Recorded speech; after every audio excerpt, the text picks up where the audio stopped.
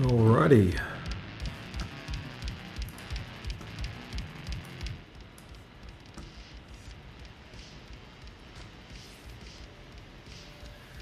Let's get this show on the road.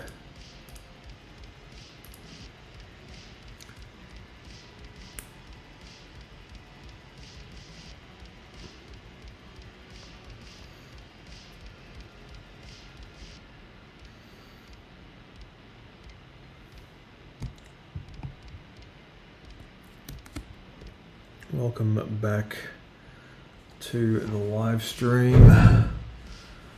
Hopefully everything is in order and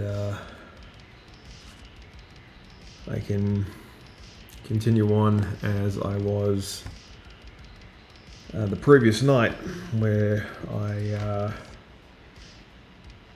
was going pretty much great guns. And yeah, I just want to keep going with the current stream. Yes,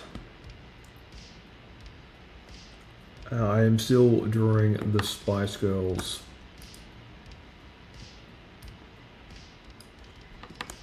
And it's also the last day of anime, so there's that too.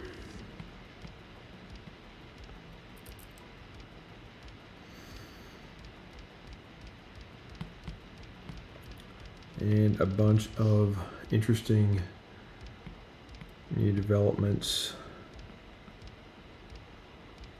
on the way.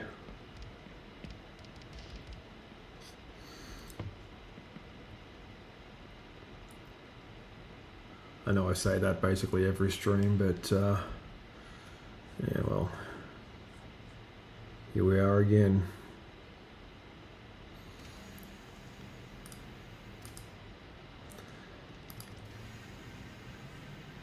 So how is everyone doing tonight out there? If you are so kind as to be lurking in my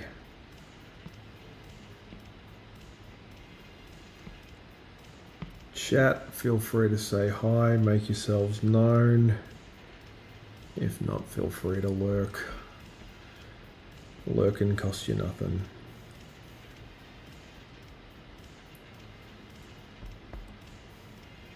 So yeah, may as well kick off with a bit of story time.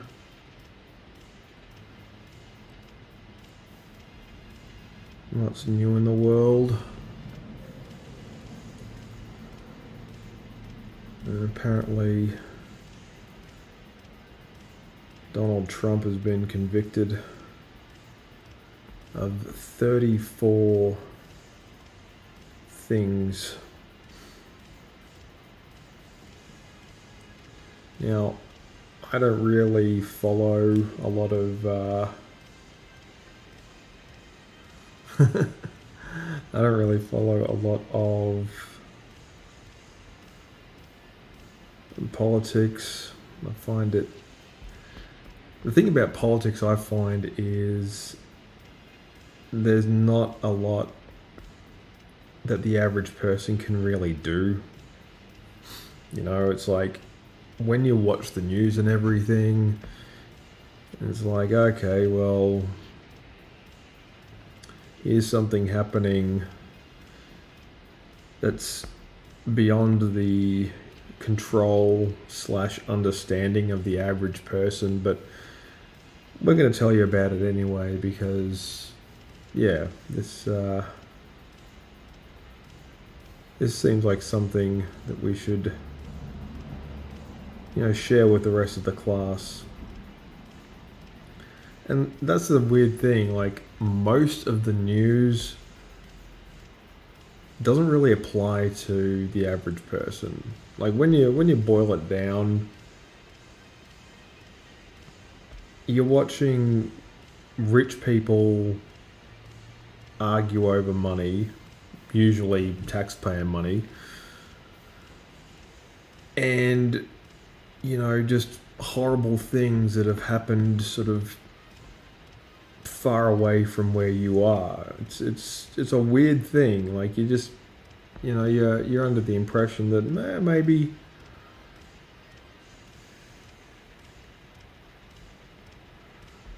maybe some of this can happen near me, but you really don't want it to. That's the other thing about the news. It's like, to quote the late great stand-up comedian Bill Hicks, it's like war, famine, depression, recession, plague, and then you open your window, and you look out into the night, and all you hear are crickets. It's like, that's pretty much what it's like. You get all this sort of, quite literally, a live stream, because like the news, that's all the news is. It's just a highly choreographed live stream with a much better production value. The people doing the reporting are just live streamers, which really puts what I'm doing here into perspective.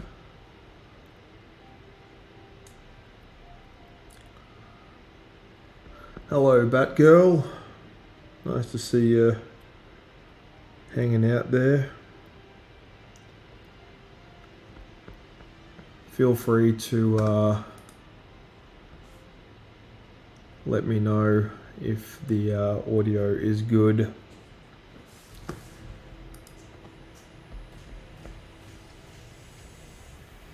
I'm always slightly paranoid that the audio is not good. Hang on. Yep, audio's fine. Cool.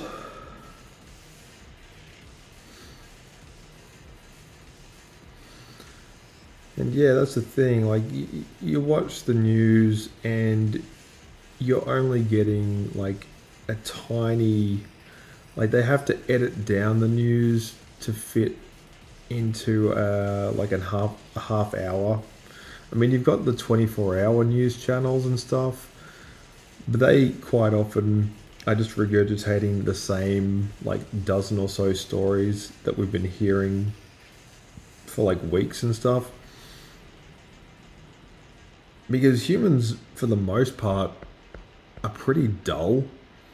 Like, we don't really do a lot of newsworthy things, like, on average. Like, the average person, think of anything that you've done that's been newsworthy. And yeah, that's sort of made that your baseline for the news. And,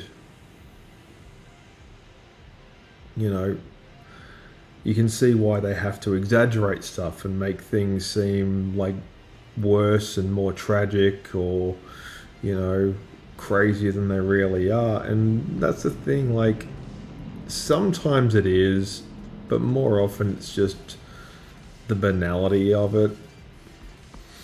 It's like, some person gets into a car accident, or there's been like an injury at a sporting event. All these things happen all the time because, they're statistically, highly probable. You're not going to get like a huge amount of variation in that because, sport is, by its very nature, dangerous. Like, even tennis. Like, I genuinely feel sorry for the people who work there as the as the ball boys, or I'm not sure what the ball people. Like, they have to stand on the sidelines like it's a game of, dodgeball or poison ball as we call it in Australia. And the tennis balls are like whizzing past because, the guy's hitting them. If you've ever seen like the right arm, the overdeveloped muscles and tendons and even bone structure of the right arm, or just like the playing arm of any professional tennis player, it is frightening. Like, they basically look like the equivalent of like a greyhound body, just sort of hanging off to one side. It's like, like a professional tennis player kind of looks a bit like if the Hulk had a stroke. Like when he was sort of halfway through transforming and only like one side of him got all the muscles. So these guys, they're hitting the ball, backwards and forwards, and it's like a tennis ball is relatively small by comparison to, say, a dodgeball, for instance. And it's flying past, and you just think, wow, okay. If I get hit with this, it could take out my eye or some other vital organ. And they just stand there with their hands behind their backs like, they're waiting for, the firing squad commander to give the order. There's a really great episode of Seinfeld where Kramer decides that he wants to be a ball boy in a professional tennis match. But because he's so gigantic, like he's just... Like Michael Richards is tall. I think he's like over 6'2", 6'4", I think. So he's lanky and he towers over the rest of the cast. And this episode, he dives for the ball as like another like high school age kid is also leaping for it, and the two of them collide, and hilarity ensues. It's a great episode. I can't remember what it's called, but like I've been binge watching a lot of Seinfeld recently, and I gotta say that show absolutely holds up. In fact, I think it's gotten better with age, because I have noticed in my own personal life that I am more and more just becoming George Costanza. Like, I used to look a lot like Kramer because I had the big afro hair. But as time has gone by and I've mellowed into my looks and I've just accepted, my genetics, I do realize more and more that, I am, I am just a variation of Jason Alexander's most brilliant character acting, George Costanza.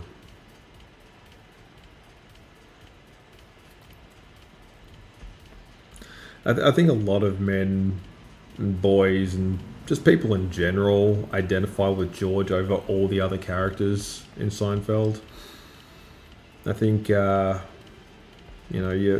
have this idea in your head of what you're going to be when you grow up, and then when you're not that,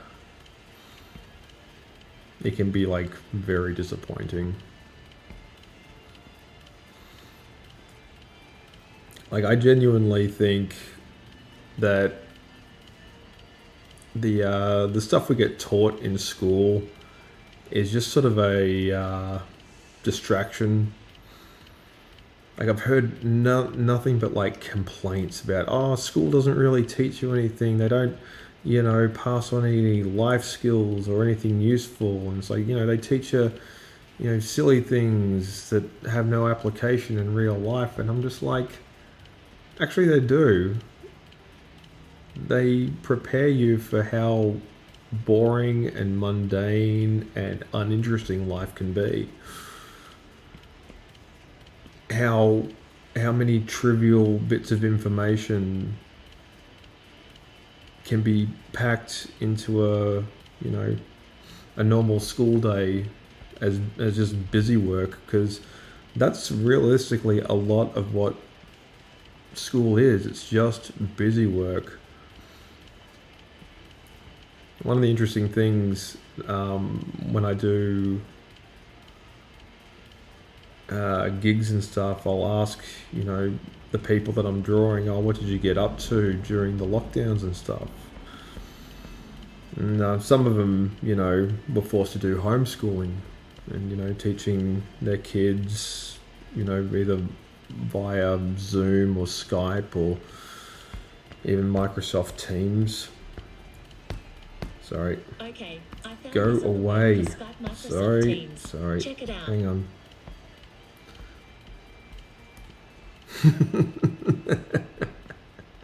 You'll have to excuse the digital assistant there. I need to make sure that she's disabled before I go live next time.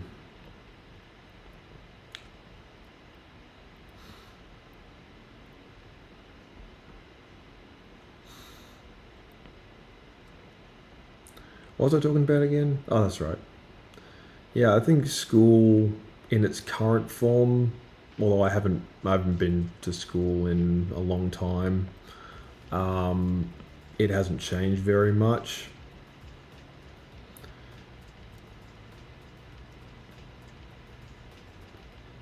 Like the technology may have vastly improved, but the same rules still apply. They're not escaping how schools are supposed to work. Let's find some source material.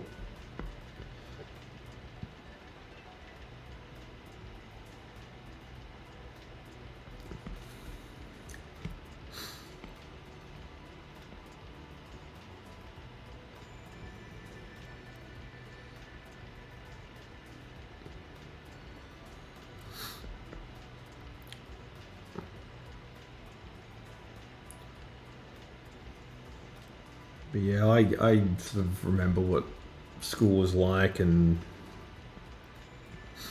even though it's not super different.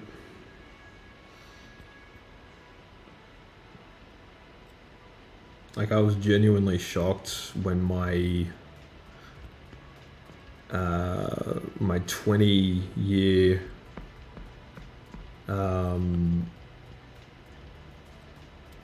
high school reunion happened, and I saw the photos of it, and I kid you not, one of the teachers was invited and he showed up and he's still doing the same job. It's like, there's dedication, and then there's, well, yeah, that is the definition of loving what you do. Like, that's the cool thing about doing this. Like, I don't really see myself doing anything else. Like, being a paid professional artist is basically the dream job. And being able to sort of do this kind of thing online. Hang on. Where is she?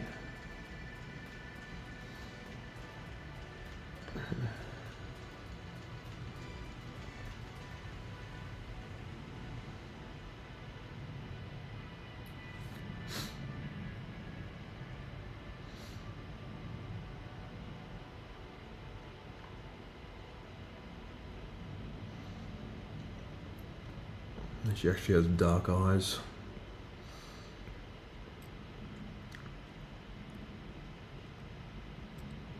Mm.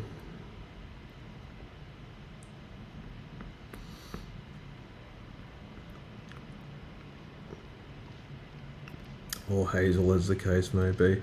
But yeah, I saw my old teacher, and like, yeah, he's still going strong. I mean, don't get me wrong, I was, you know, grateful to have not bothered attending. That's the interesting thing.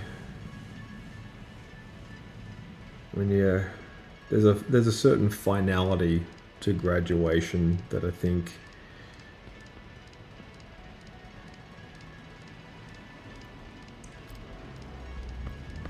everybody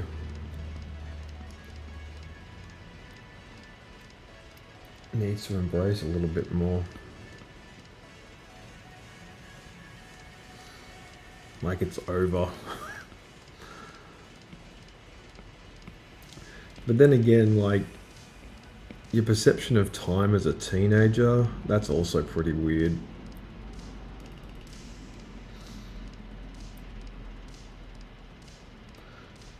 Because it goes slow and it also goes way too quickly. But I think you notice the boring parts more.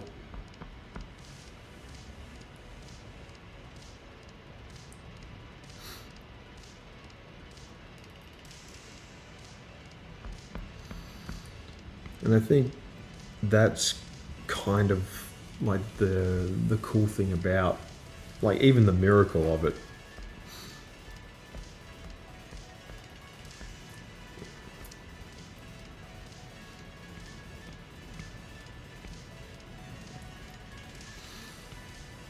Like, I would never like have a do-over of school, but you know, you get those people that say, "Oh, you know, if I had the chance again, I would do it all the same." It's like, no, you wouldn't. I have seen too many movies where the basic premise is quite literally a multiverse where anything can happen and there's always a different scenario every time. Yeah, if you did it all the same again, then there's literally no point in doing it again.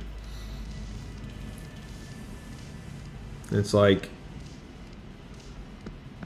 why build the interdimensional time machine if you're not going to properly utilize the thing?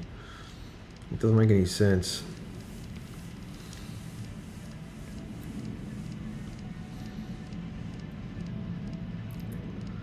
It's the other thing, like, apparently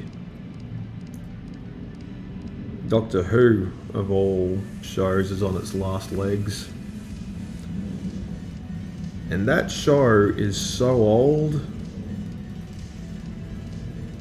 It was like the only thing on TV when it first came out.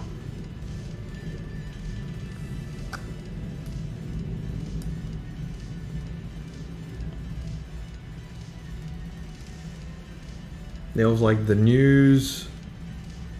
There was maybe like a documentary or something. A bit of sport. Doctor Who, and then nothing. Doctor Who came out when shortly, like about a decade after televisions became commercially available to the masses, and even then, like, a small black and white TV was seen as a super luxury item. Like, if you, like, I'm not speaking from experience, but like, we take the screens that we have very much for granted. Like, just in this room where I'm sitting right now, there's like at least a dozen screens. I know I've got like, mobile devices, extra monitors, I've got a TV behind me. It's all screens. Like, we live immersed in a time where we get exposed to more non-lethal levels of radiation than at any other point in history.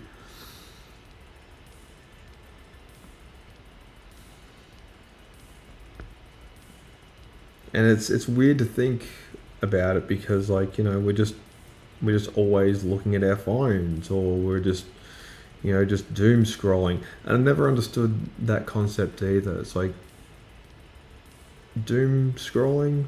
Well, I just thought it was just scrolling, but apparently it has to seem a little bit sort of vaguely threatening or badass. It's like, oh yeah, scrolling for doom. And I got to admit, that is a very cool game. If anyone's ever played the game Doom, like, that game is old now. Like the first Doom, and then Doom 2.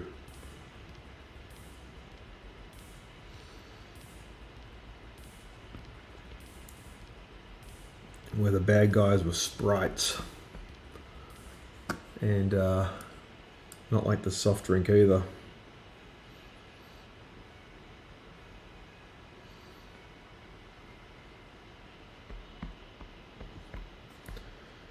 But yeah, I remember when Doom was considered the most violent, scary, and realistic game by a whole bunch of, like, concerned parents.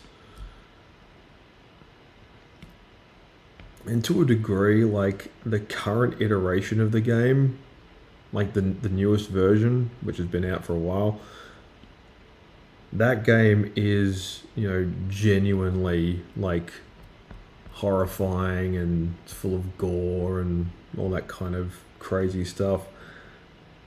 But Doom, when it first came out, it was just so tame and silly, and, like, it looked very cartoonish. It still is very cartoonish. It's a game from the 90s, you know.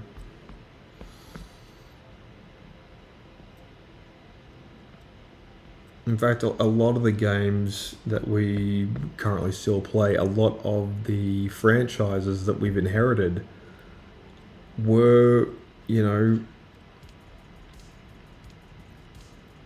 made up by and stewarded in to the next generation, passed on to the next generation by boomers.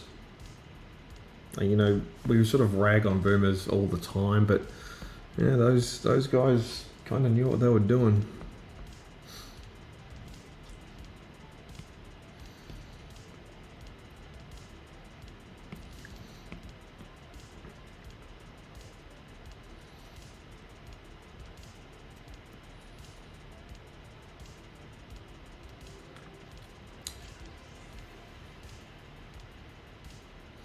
I mean, granted, a lot of the movies that they did make were,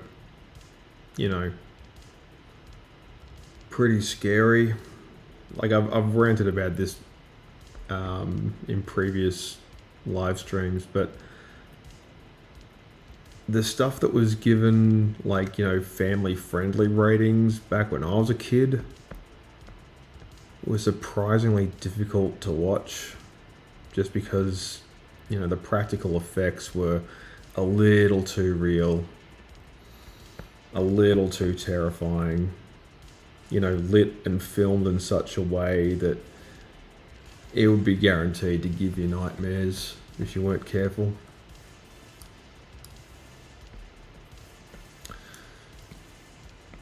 It's like, I remember watching Labyrinth with David Bowie as the Goblin King. And, you know, this movie came out when I was. When did Labyrinth come out? I'll put my phone down behind me. Just give us 1 minute.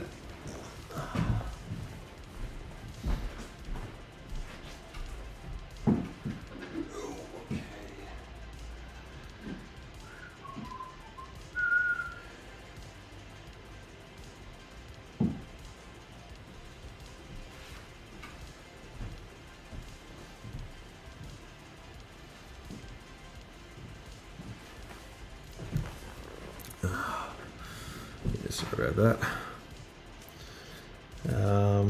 Labyrinth.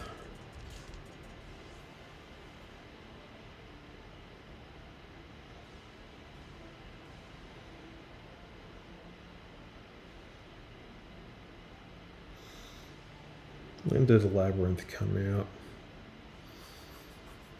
1986. So I would have been about. I was about 3 when that movie came out. So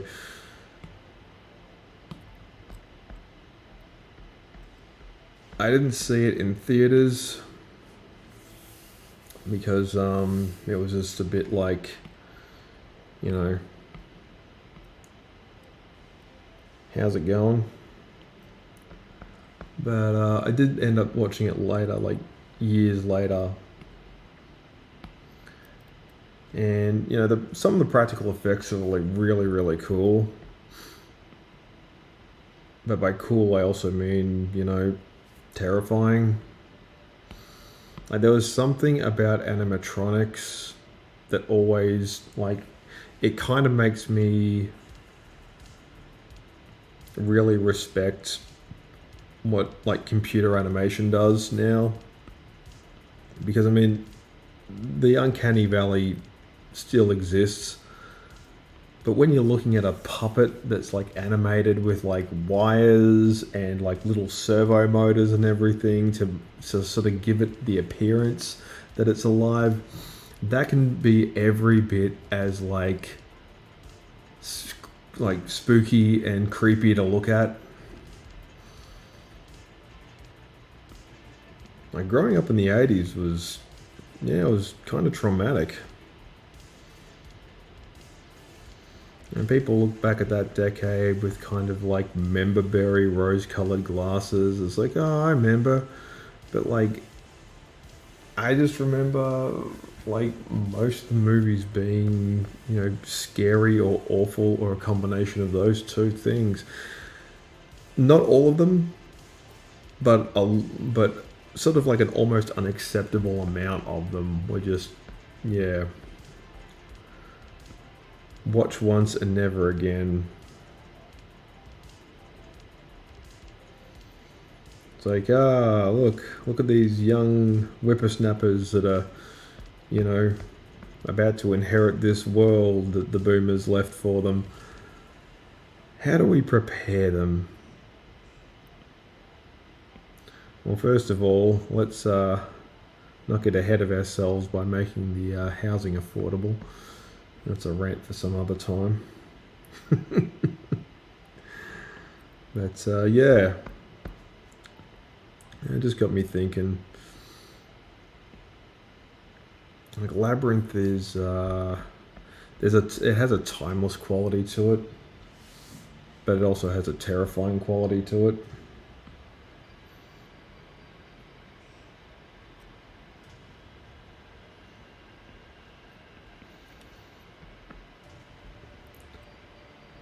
And David Bowie is by far like the standout performance in that. Although Jennifer Connelly is also, I mean, she's a bit, you know, goofy. But then again, she wasn't very old when she did that movie. I think that was like her first sort of major sort of breakout role.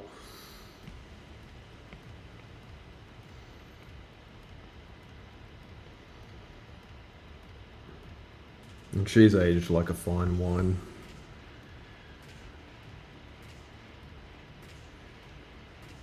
The movie I really liked her in wasn't so much Labyrinth, because she's kind of whiny in that. It's like, I remember her in The Rocketeer. And that's showing my age, but if anyone remembers The Rocketeer, that was a cool movie. Like, if there was any movie that I would love to see remade, Rocketeer. I mean, they did that entirely with, like, limited CGI, practical effects, and stuntmen in costumes and stuff. I think, you know, a Rocketeer movie, now that we currently live in a time where we actually have that technology at our disposal, I think would be really cool.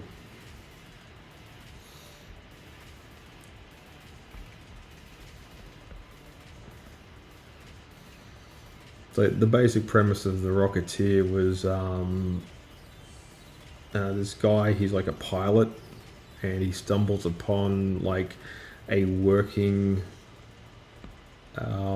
soldier's jetpack, and then he starts fighting crime with it. It's really cool.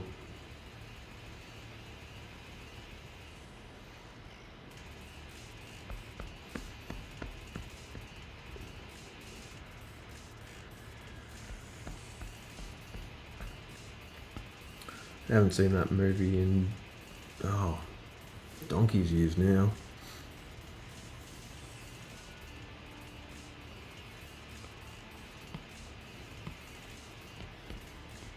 Ooh. The colour's a bit drab.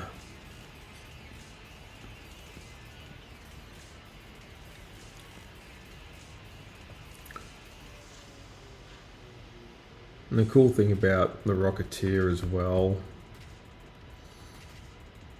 is he's got this really amazingly designed helmet.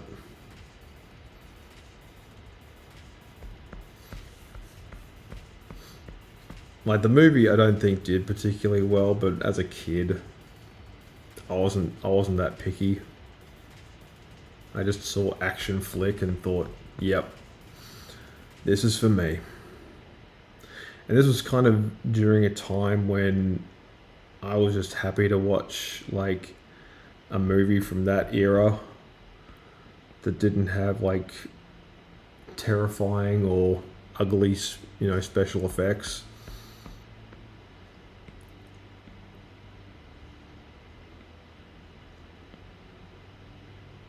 Because, man, I'm not kidding when I tell you there were a lot of movies out there that were just, nothing but ugly special effects.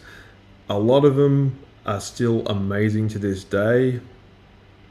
A lot of David Cronenberg's work still holds up.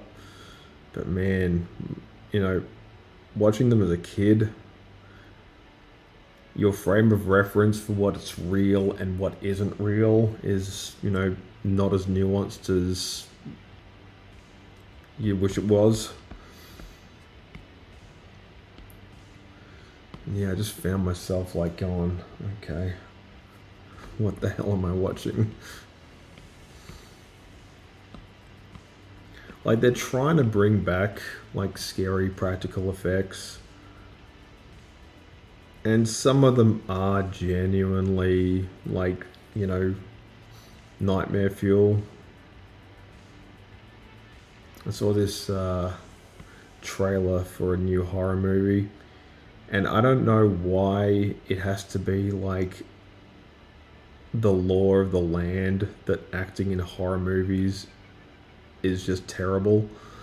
But this is a great example of, terrible acting. Like, the kind of terrible acting that makes you not want to watch the movie at all because you know exactly what's going to happen. The trailer gives away way too much, and you just can't even begin to try to immerse yourself in this sort of fantasy world where everything apparently goes wrong and, technology conveniently doesn't work. and it has to be the trailer that I saw for the movie called The Well, and it's absolute codswallop. Like, it's about this woman who works as like an art restoration person, and she goes to this mysterious mansion where she's being paid where she's being paid by a wealthy client who's contracted her to just clean the layer of dust and accumulated gunk of this old Renaissance painting. But then it features somebody who I'm pretty sure is like an Instagram influencer or something.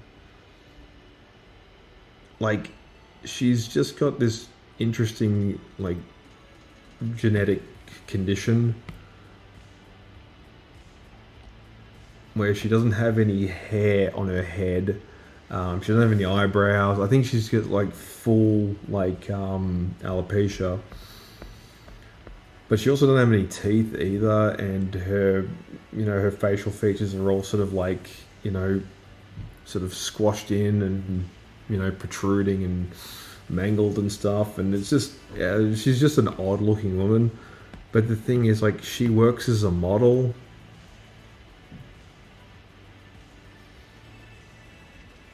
Like one of those like alternative models and stuff. And you can tell she's trying to be scary, but she's just not that scary. And that's the thing, like, hiring people with like certain genetic disorders to be like monsters in movies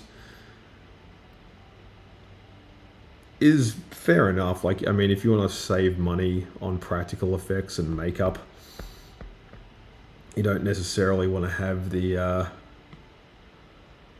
main antagonist wearing a mask or something. Like, just hire somebody who, basically just got whacked with the ugly stick. But like, the thing is, she's not like, even when she's dressed up all like goth and scary, she's still not particularly intimidating.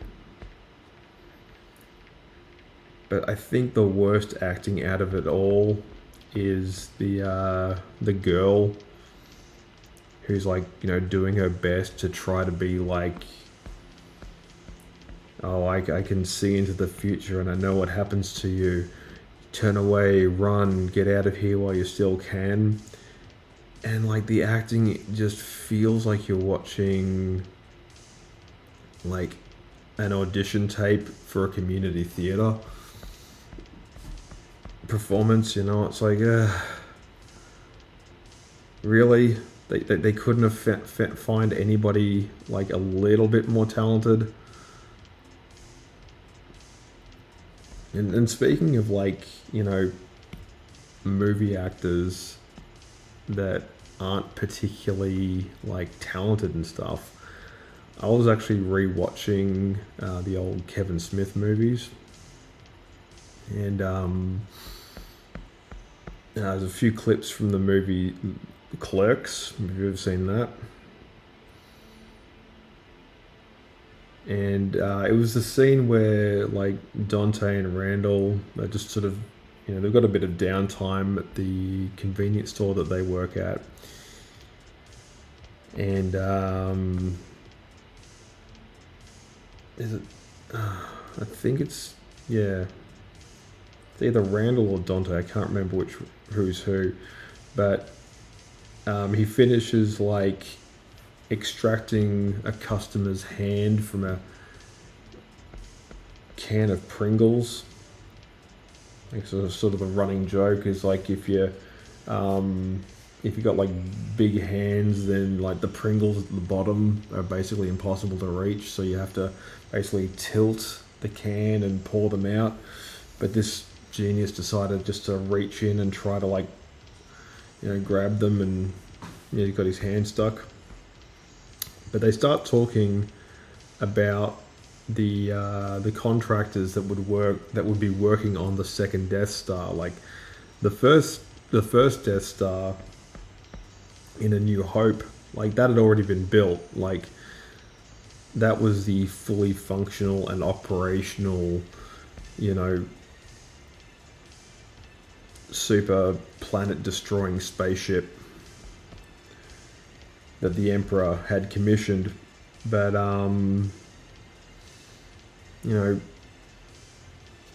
by Return of the Jedi, a new one was, you know, pretty much at least a third of the way done, like 3/4 if that's being generous. And, you know, he just brought up some really interesting points about, you know, how the people that were like contracted to work building the space station, you know, the wiring, the walls, the defenses, the toilets, you know, all that kind of stuff, how they were just sort of like caught up in the middle of this war. Because something like that, you know, you've got to have a budget for it. You know, even trying to get it done like under budget and ahead of time is also difficult.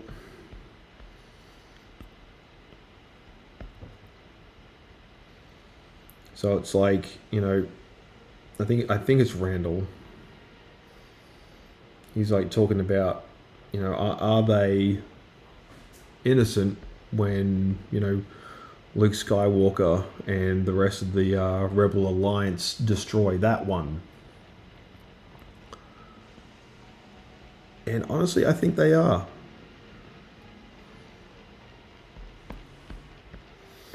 But that's beside the point. I noticed that movie, which feels like you're watching like a student film, that first, you know, inkling that Kevin Smith is way more gifted than even I think he thought he was.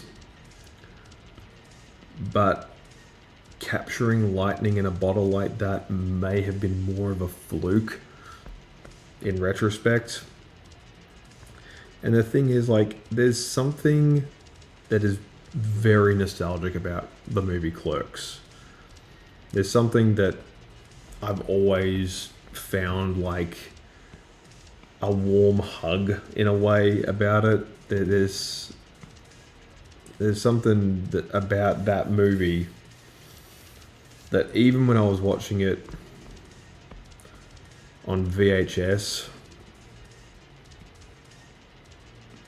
there was something about it that sort of, even watching it back then when it was relatively new, there was something about that movie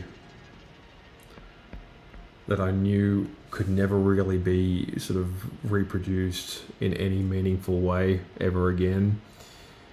And the problem is, I think Kevin Smith knew that as well.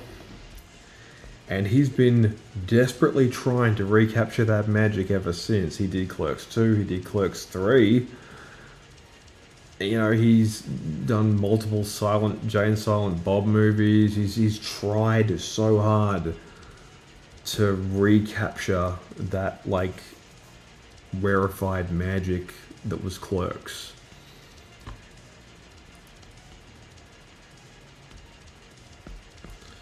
So it's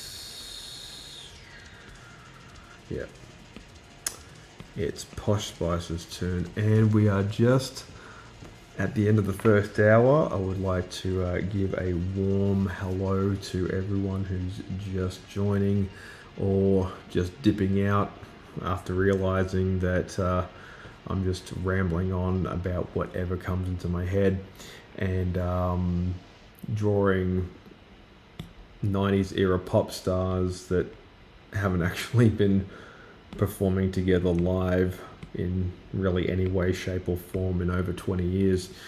But yes, welcome aboard to anyone who's just joining us, and welcome to hour number 2. So, yeah, getting on with it. It's just interesting. Like, I watched this YouTube video regarding like Kevin Smith's like his non-funny stuff, like his more drama, more horror, more like, you know, political themed movies, and how they don't quite hit the mark the same way as his comedies do. And, you know, the limitations of his ability to tell a story in a, you know, fun, coherent way, I think was put more to the test than he was comfortable with. Because the thing about Kevin Smith is, when you get past like the you know, bro sort of gruff exterior, you know, you do realize that he actually is very much just a dork. Well, so much not so much a dork, but like, he is a bit of a dork, but more of a like a real geek, like, you know, like sort of a fake it till you make it, keep them guessing so they think you're cool kind of, yeah. And I think, you know, it's worked for so long, but now that he's in his 50s,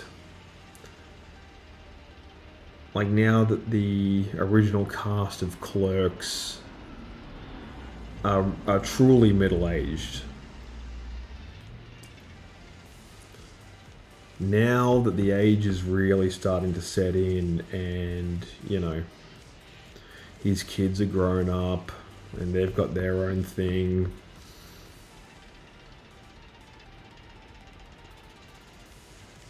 like the more sentimental Kevin Smith has become in response.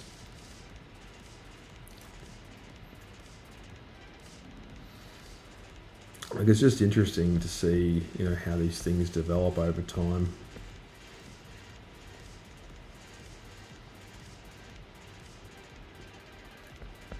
So, of the Spice Girls, Posh Spice, aka Victoria Beckham, is by far the easiest to draw, because her outfit never really changed a huge amount. Like, she just did little black dress most of the time. Like, in some of the music videos, obviously, it was a little bit more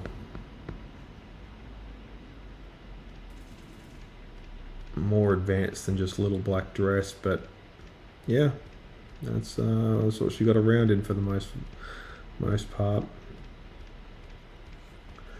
It's like, of the Spice Girls, I think she's done the best.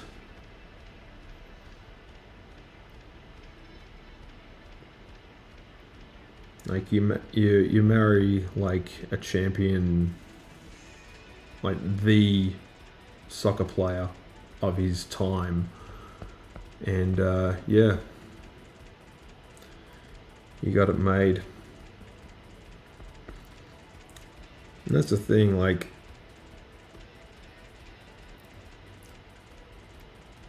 soccer is just one of those interesting sports that I never really understood. Like, I got it to a degree, but I don't know. There was something about soccer that kind of made me... Okay, cool. Kind of made me just, yeah, Never really like it that much. Like I used to like it as a kid. I used to like indoor soccer. There was something about like going to like the local like sports center, like recreational, and yeah, just hanging out with my friends and just getting the soccer ball and just like kicking it as hard as we could against like that sort of. It was a bit like a huge net in like a warehouse that would divide up each indoor soccer pitch, and yeah, we just muck around and stuff and score goals and make little games like that. Nothing really that serious. Some of the some of my most treasured memories playing sport. But I don't know, I just never really got into playing it competitively. Too many early mornings, too many cold early mornings.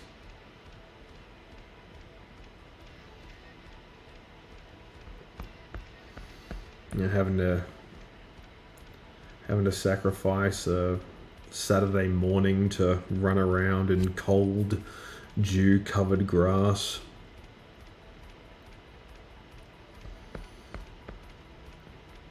With a bunch of like equally tired teenagers. Because like this was back when I was in high school, where I thought I'd give soccer one last go before I abandoned it as a sport forever. Because it never really occurred to me back then that like sport was completely voluntary for the most part. Like I just found myself again and again thinking, I'm not being paid to do this. Why am I even here?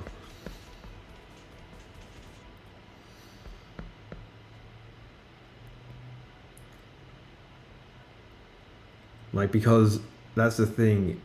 If it's not fun, then there's no real point outside of getting paid.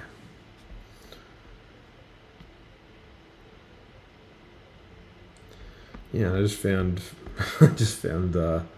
organized team sports in general to be kind of dreary.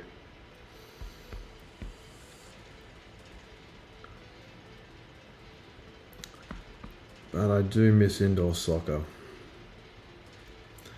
There was something about how amazing the indoor soccer place was. Like they also did like other sports. It wasn't just solely indoor soccer. They did like badminton and volleyball and basically any sort of competitive sport that can just as easily be played indoors. They had it, and it was all like pretty cool for the most part. I used to play that.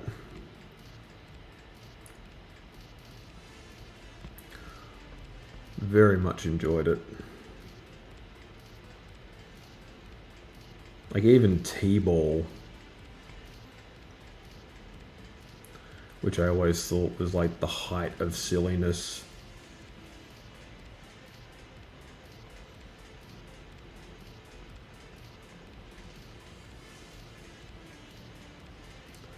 It's like, okay, well, we're not gonna have the ball thrown by anyone. It's just gonna be sort of put on a pedestal, and you're just gonna like karate chop it off.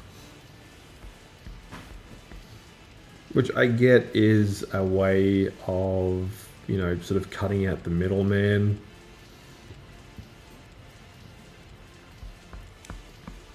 But T-ball was predictable. Like 9 times out of 10, whoever was up to bat would just like smash the tee holding the ball, and the ball itself would just kind of ignominiously drop to the ground.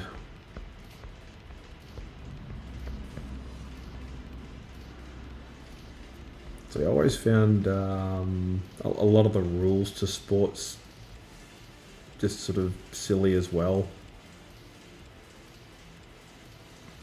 Like, I can't be the only one who just thinks like all the arbitrary rules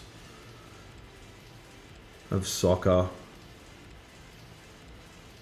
are just made to make it as like frustrating as possible for the viewing audience at home. It's like, oh, you're not allowed to touch it with any other part of your body except your head and your, like, you just can't use your hands. The second that ball, you know, gets punched or, you know, held in any way, then that's like an automatic, like, worst possible thing you can do.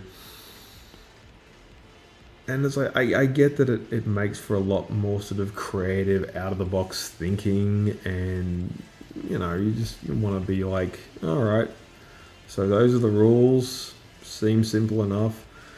But then they get like, you know, pedantic about all kinds of stuff. It's like, oh, offside, you can't be too close or you can't be too far away. You know, and just watching these same grown men when they accidentally, like, you know, trip over or somebody flicks them in the ear a little bit too hard and they just roll around like they've just been shot or something. It's like, guys, you're not doing yourselves any favors here. Like, please chill out.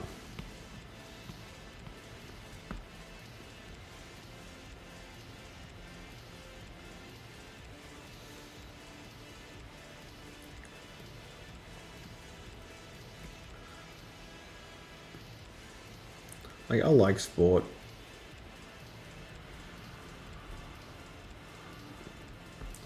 Like, here in Australia, we have AFL, Aussie rules.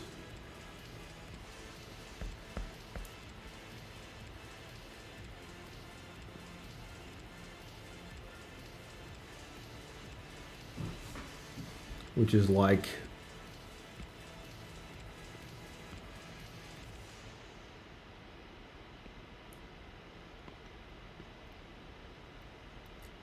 our major sport. So much so that there's like a line that cuts through the country itself, and it's called the Ron Barassi line. And on one side of this dividing line that goes pretty much like through about 3/4 of the continent of Australia, on one side there's AFL and on the other there's rugby. And English rugby is more prevalent in New South Wales and Queensland, whereas AFL, which got its first starts as a Victorian game, is and has its birthplace in Melbourne, essentially goes out to the rest of the country. So you've got like Victoria, Adelaide, Perth, most of the Northern Territory, and the ACT. And also Little Tasmania has recently joined.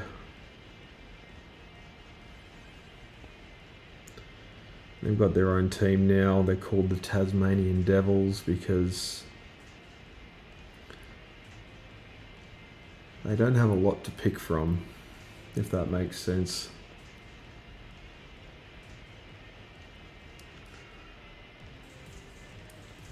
Like, they could have called themselves the Tasmanian Tigers, but unfortunately the thylacine went extinct in like the 1930s.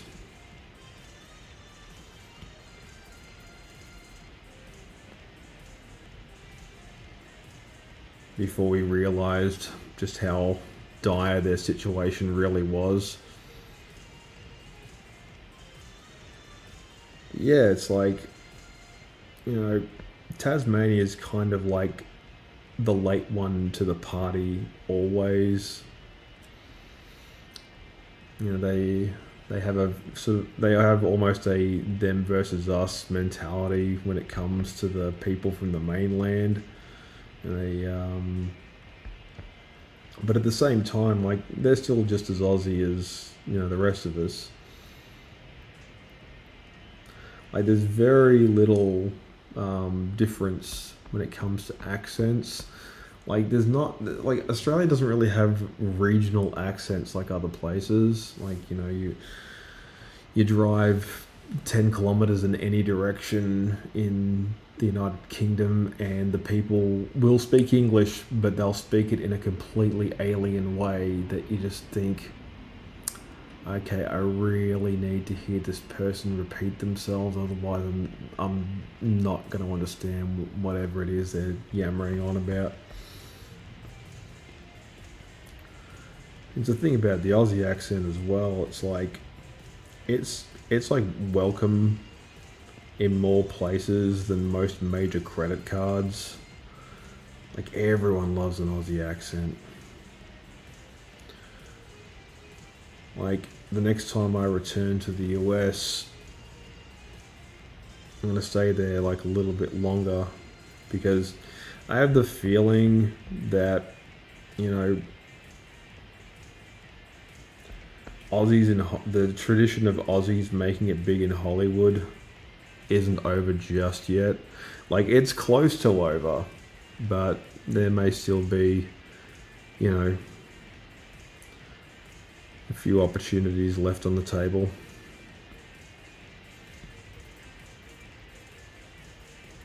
It's interesting, like, Aussies have been such a part of Hollywood for so long. And it's a shame that, the Furiosa movie didn't do particularly well. Because I have a feeling that movie would have done, like, way better.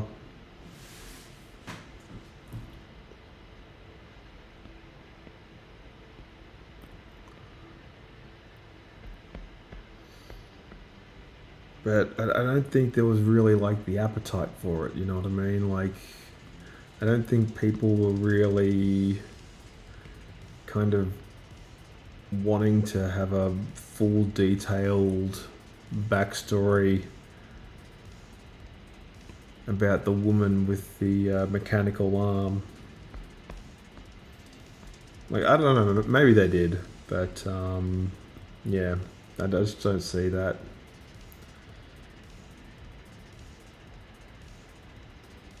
It's like Chris Hemsworth essentially playing a junker version of Thor. Like, for some reason, he's got it into his head that Thor needs to be played more like a lovable goofball than a serious superhero. But at the same time, like, he plays the characters well.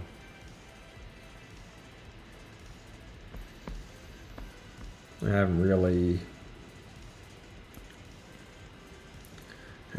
watched any superhero movies in a long time. Although I recently signed back up for Netflix.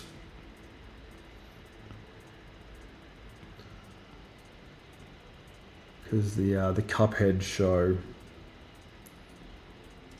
like, when that first got teased, I was like, yep, they got everything right here.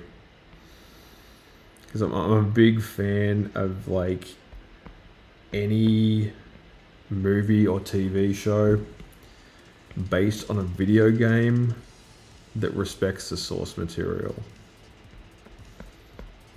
Like, I'm all about that. And, like, for the longest time, like, video game movies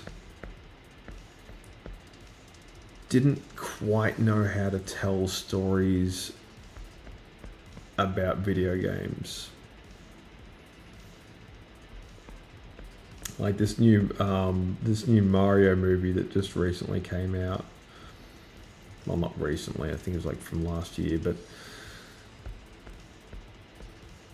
like the fact that the level of attention paid to the detail in that movie is so high and so thorough.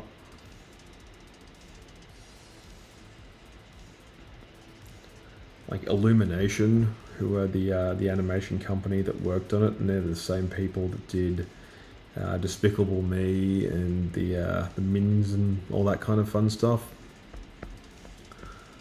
Like, they deserve to win like Oscars, just how well they make stuff in terms of animation. Like if there was ever like a really good, clear and obvious rival to Disney, it'd be Illumination. Although I'm pretty sure that Disney owns them or something along those lines. How are we going on time? Hour and a half. Like it's stayed nice and warm today. I was genuinely expecting it to rain, but it didn't. And they were forecasting like, 3 days worth of like torrential storms or whatever. And that may still happen. There's like a lot of very dark clouds in the sky, but outside it's too cold for it to really start bucketing down, but you never know. We're kind of in the middle of what's called a La Nina.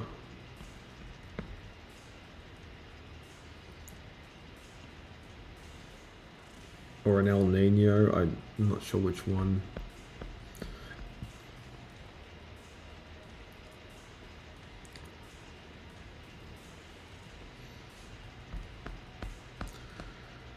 Which is a Spanish word for the Nino.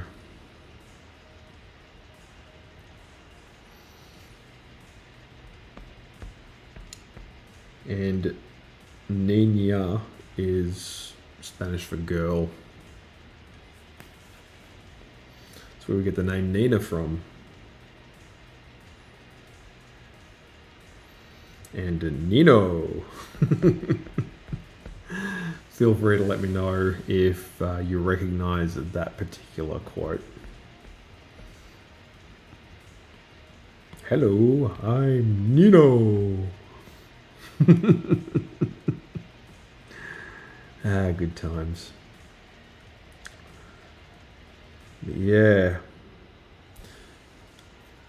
Cuphead, absolutely, like, the show looks like the game. And, obviously the Cuphead and Mugman don't use their, like, shoot guns out of their finger power in the show. It's more about how they interact with the various inanimate objects and animals that are the people in their world. Like it takes the concepts of shows like Arthur and Richard Scarry and all that.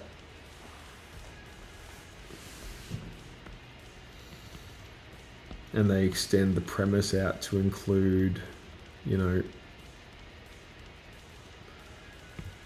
things like crockery, earthenware, appliances. Like what is and what isn't alive has always sort of been a blurry line when it comes to certain TV shows.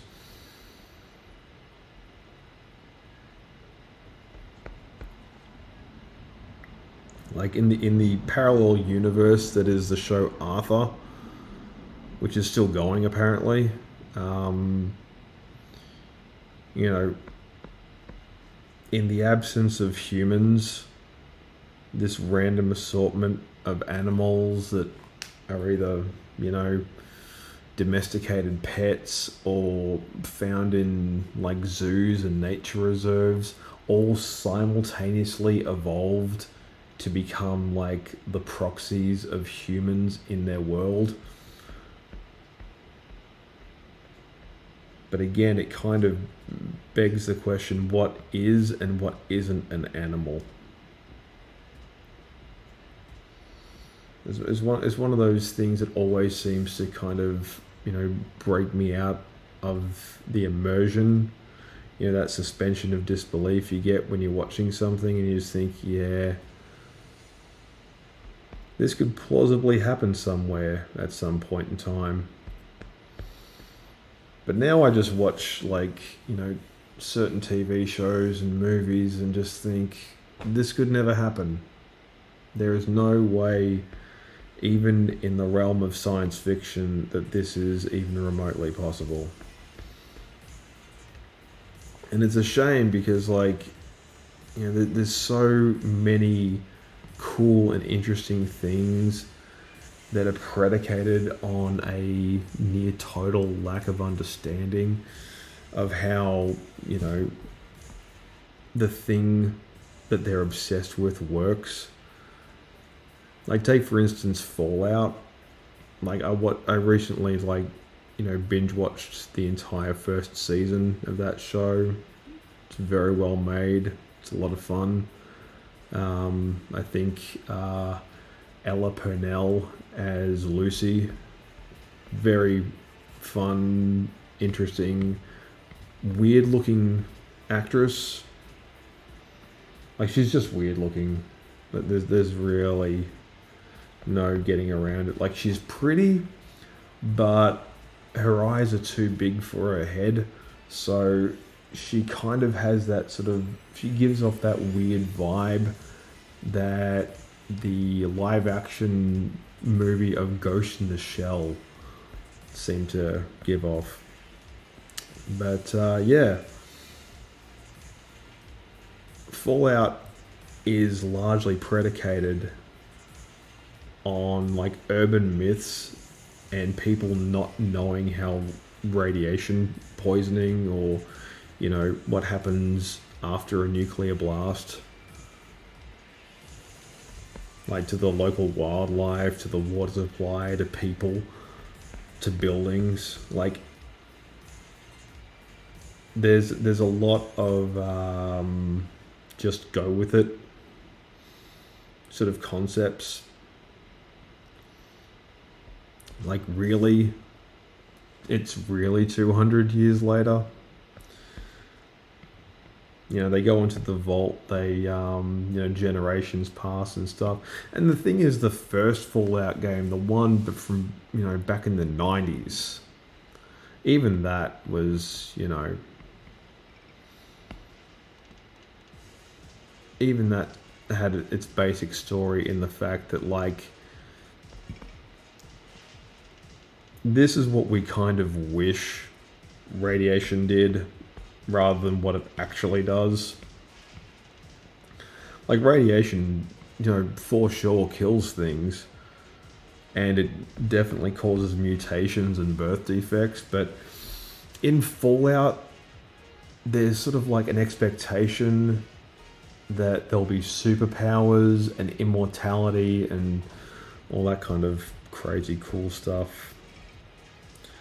See, like, even the super mutants were hinted at in that first season as well, which I sincerely hope that super mutants make an appearance, because apparently Deathclaws are going to, the big monster that's featured in Fallout.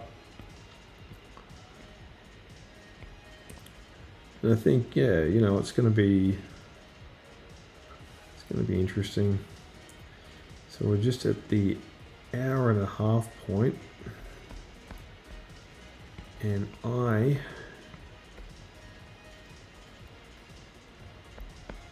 need to get up and stretch my legs and make sure my tush doesn't fall asleep. So I will be right back. Let's turn this music up. And I will return shortly.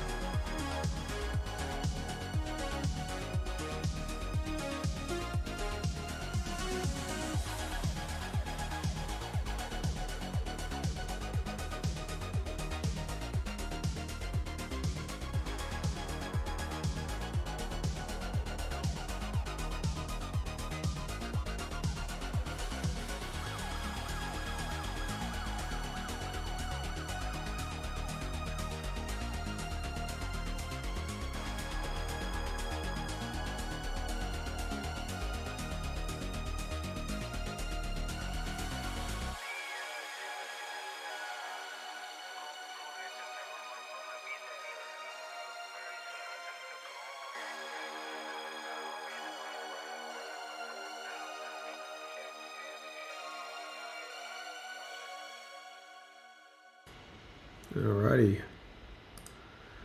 Thanks for standing by, everybody. And turn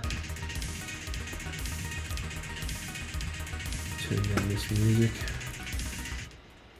It's not quite as pervasive as it was before. So, yeah, what was I talking about? Oh, that's right. Yeah, certain movies, you know, I just can't get nostalgic for really any of the new stuff now. Like I'm not so much in team like not hate I don't hate everything that's sort of new that comes out. But there's nothing that really kind of sort of speaks to me, if you know what I mean.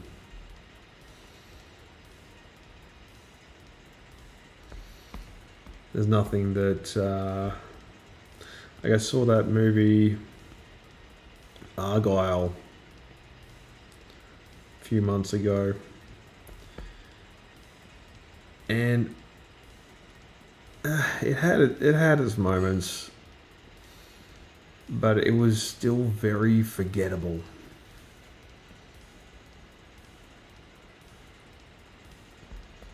Like, in terms of me getting to see Samuel L. Jackson again, like he's in every movie apparently now.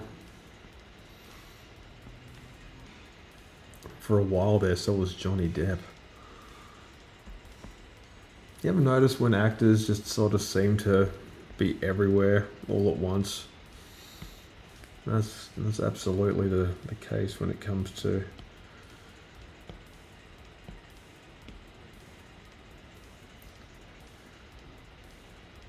what's his face?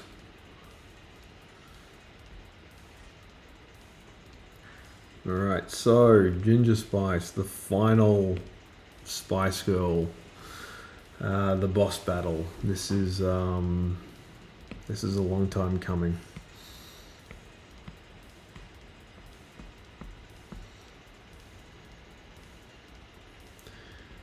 Jerry Halliwell.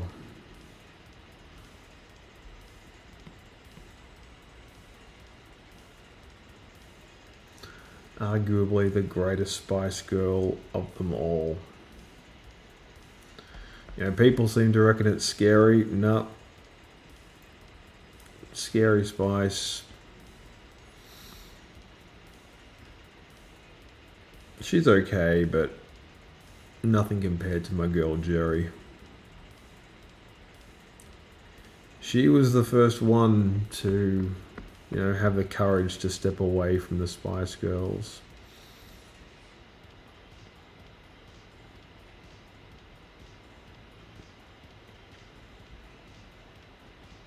Have a solo career. Do something else. Also the fact that, like, they just simply did not get along towards the end. Lots of infighting, cattiness. I genuinely think they would make for an excellent biopic. Like it's my, like I've got an ever growing list of biopic movies that would be kind of great to see made into reality. One is obviously about the world's tallest man to ever live, Robert Wadlow, who was a bit over 8 feet tall.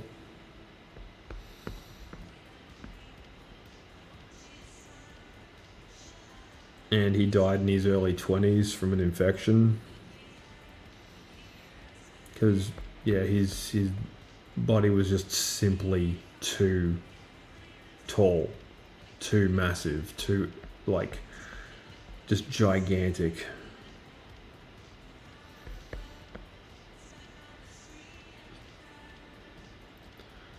So yeah, an unexpected infection in his foot essentially turns septic, and he died. I think he was 22. So very young, very sad.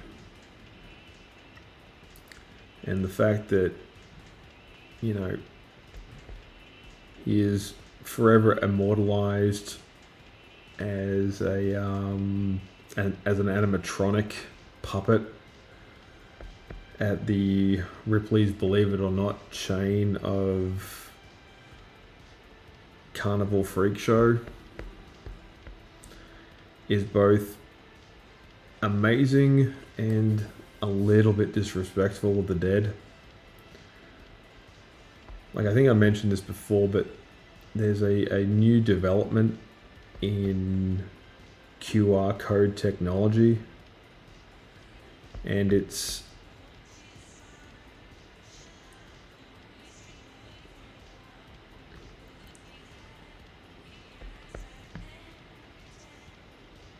QR codes for tombstones. So if you're walking through a cemetery and you see, you know, a tombstone with like one of those little QR codes on it, you can scan that with your phone, and yeah, you can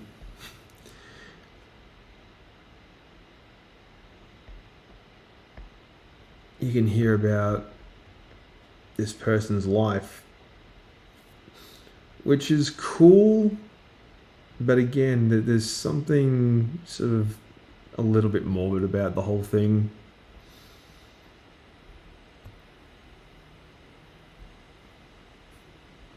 And yeah, I do appreciate that some people are taken way too soon.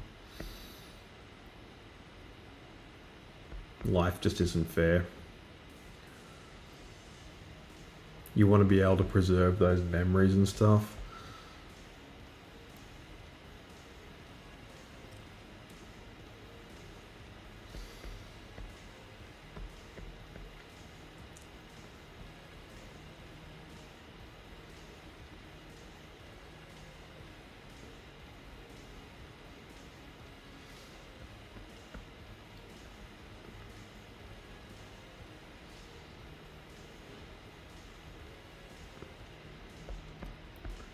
But at the same time, you're kind of inviting, you know, a certain level of trolling.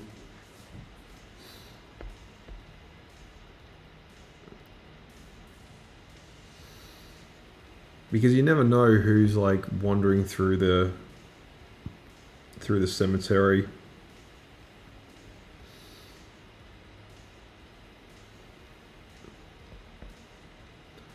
Wondering, you know, who's buried there, and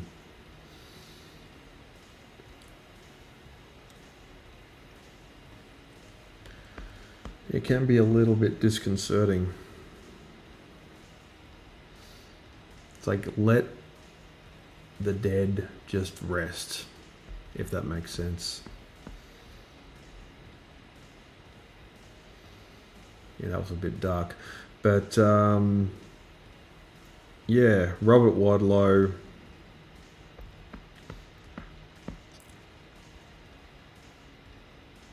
Kurt Cobain,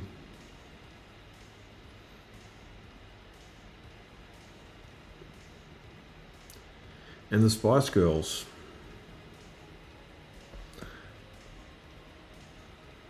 I would also like to see like a biopic about Stanley Kubrick.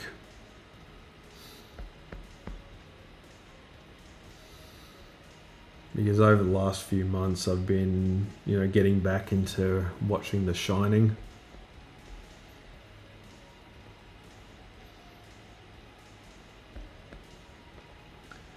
Which, if you've ever seen that, that is a great movie.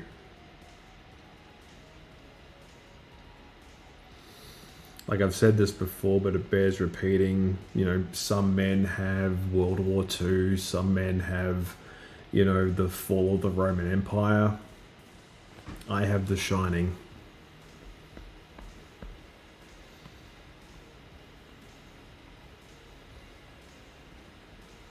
A movie that needs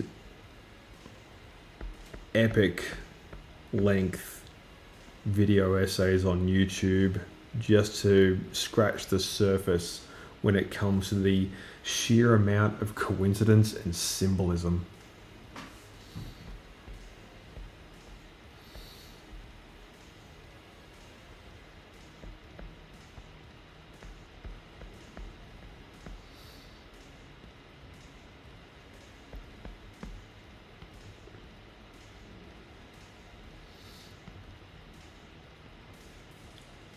Like, apparently the movie can be played both in reverse, and it can be played forward like normal, and the movie is so well made, and you know there's so many interesting coincidences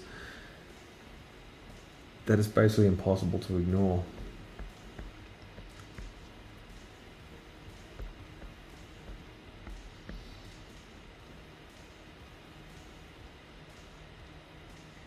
Like, I'm looking at making my own,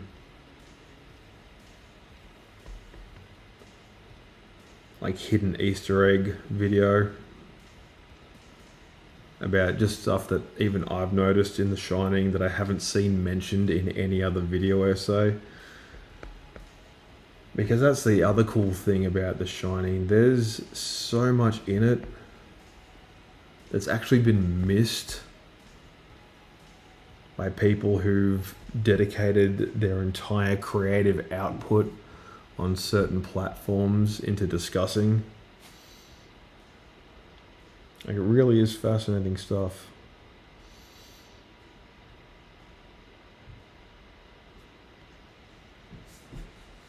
Oh, I should also mention that once I figure out how to get my Discord server on the stream as well, I'll have that available at some point too.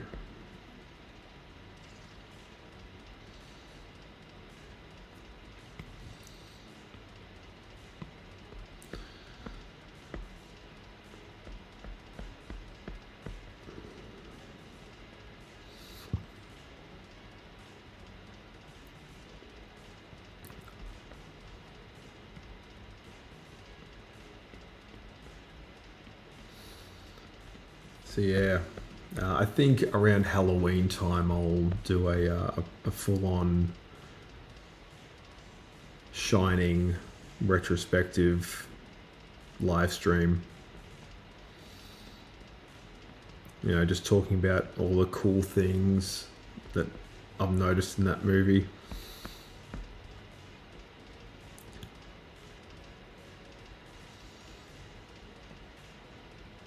Like, the amount of like open dialogue and discussion there is just about this one film is just staggering.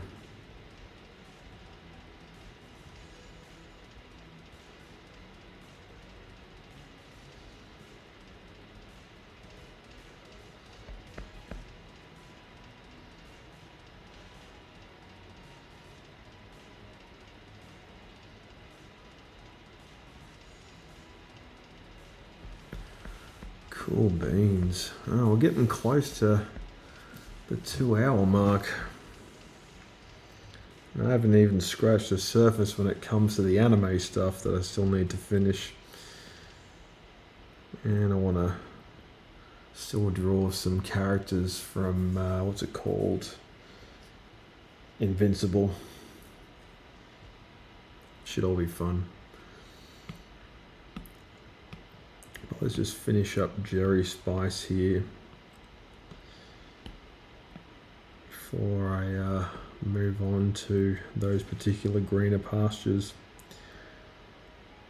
So what am I currently playing in terms of video games? Well, I'm still very much into Overwatch, mostly because like the unranked competitive mode, well, not, it's not really competitive, but the unranked mode,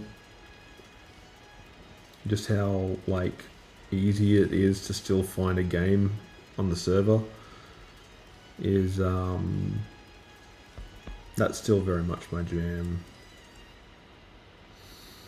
Like I very rarely find the opportunity to do a full-on gaming stream on here, but who knows, maybe.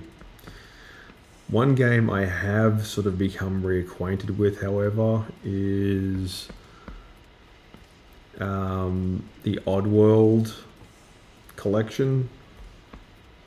So I'm currently in the process of doing a full-on playthrough of Abe's Odyssey. And Abe's Odyssey came out in 1997.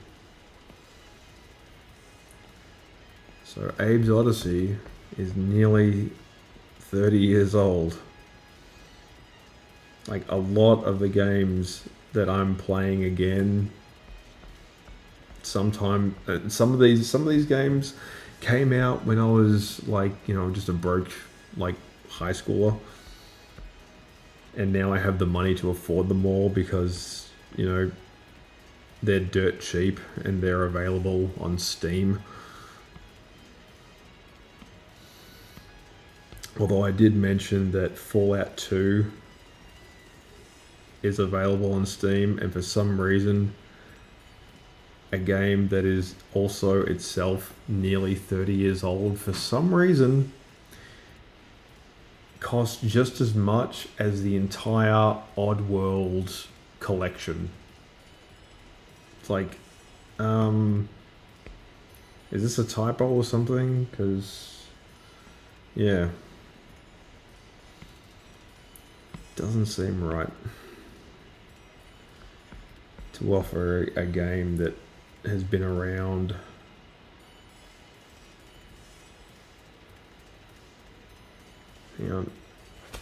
I think Bill Clinton was still president when that video game came out. Bill Clinton.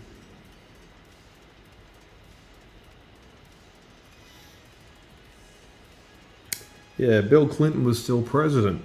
He was president from 1993 to 2001. So the first Fallout game, Abe's Odyssey, and a bunch of other very, very cool and very timeless titles came out while he was, in the Oval Office doing his thing.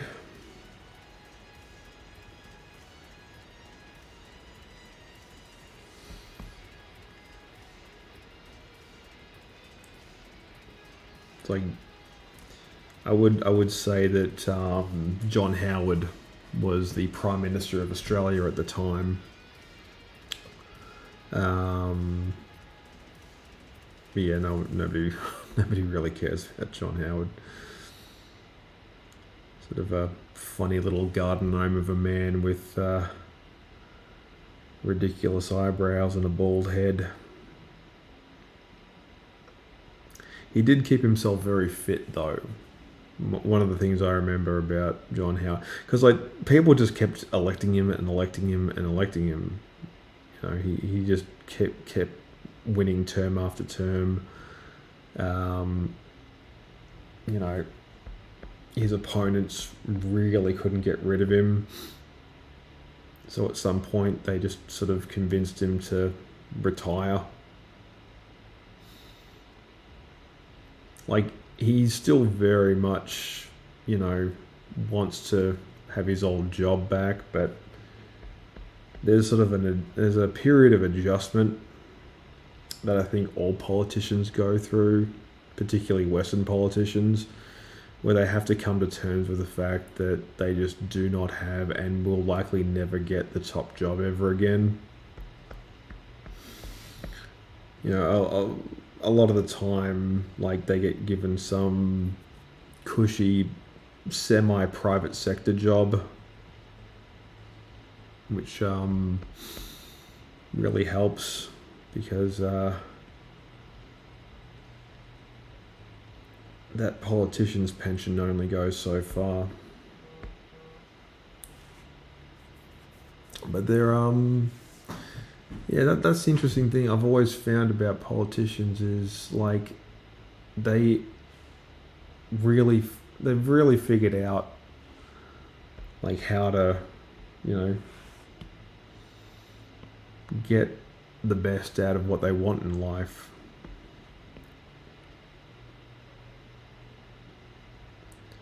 And I think that's what causes the level of resentment from some folks. It's just like, oh, how come he's figured out, like how come he's getting like all these cool perks and everything? And it's like, well, they get into the system. They figure out how to play the game.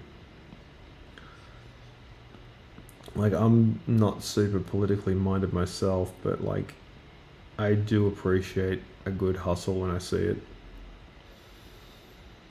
And there's something about, you know, politics which is truly unique.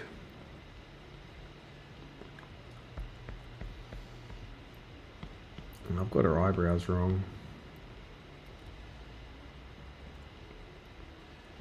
Her eyebrows aren't that thick.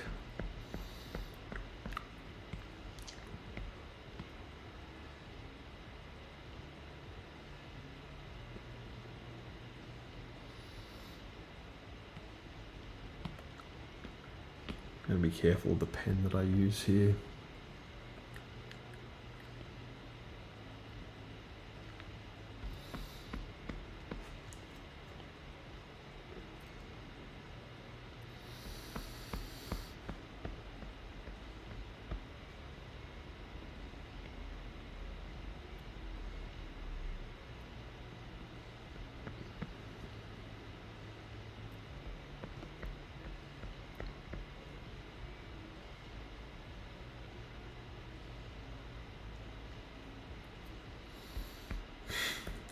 Also, I don't want to look too manic or evil.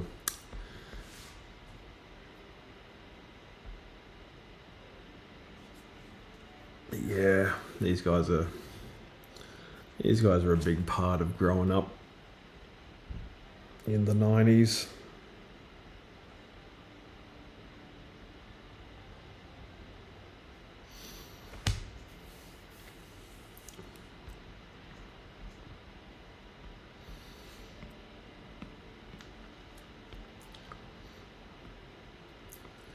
So yeah.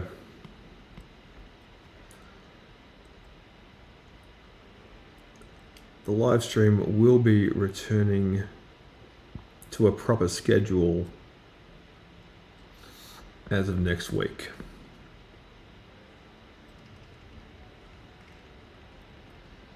Like not just Mondays and Thursdays, but also I want to bring back the whole idea of the wild card. Because what I'm doing right now is this technically qualifies as one of the wild cards. I sort of, you know, kind of just nominate a day where I've got like, you know, I'm a bit behind in what I want to be doing. So, yeah.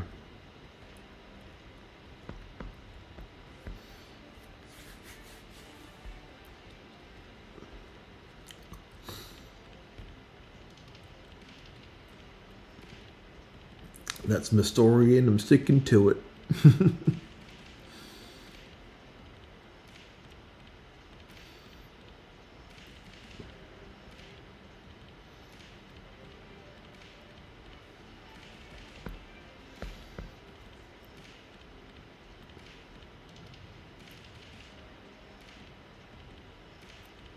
So yeah, I think what's going to happen from now on is, you know, movies are going to be forced to just become increasingly better just out of necessity. Because what's happened recently is the amount of indifference around the Star Wars series is really like frighteningly palpable. It's Palpatine. But yeah, like nobody cares about Star Wars anymore. It's very weird. And the thing is, like, the people who are currently, helming the Star Wars season, the Star Wars, like, movies, TV shows, video games, that all and whatnot, like, they're kind of being disowned by the original fan base. Like the guys who grew up watching, all the old Star Wars stuff. Like, I was kind of too young to watch, like, Star Wars as it was intended to be seen, like, in the theater back in, like, the late 1970s, where people used to still smoke indoors. And bell-bottom jeans and pants were like all the rage. And disco was a thing. Like, this was when, Star Wars first hit its stride. And now Star Wars feels lost. It feels like it really is in a galaxy far, far away, because nobody's looking through that telescope and really caring about what they're seeing. And it's a shame too, because like it still has a lot of potential, but at the same time, a lot of that potential has kind of been reached at this point.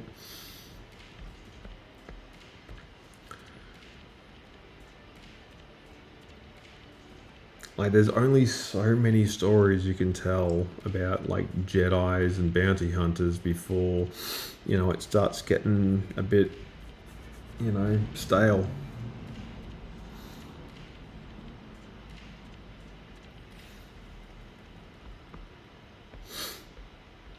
I mean, I could be wrong, but Star Wars in its current form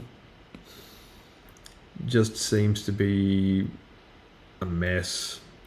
Just a very unappealing. Nobody's really caring about it at this point. It's just a mess. And I don't want it to be a mess. I love Star Wars. I want to be able to still enjoy it. Like, there is this amazing, like, fan-made, like, extended fight between Obi-Wan and Darth Vader from A New Hope, and it is so, so good. It's like, it's one of those so brilliantly acted, so, well-made, labor of love level, pieces of art that you just think, wow, fans really did make this. They really do care.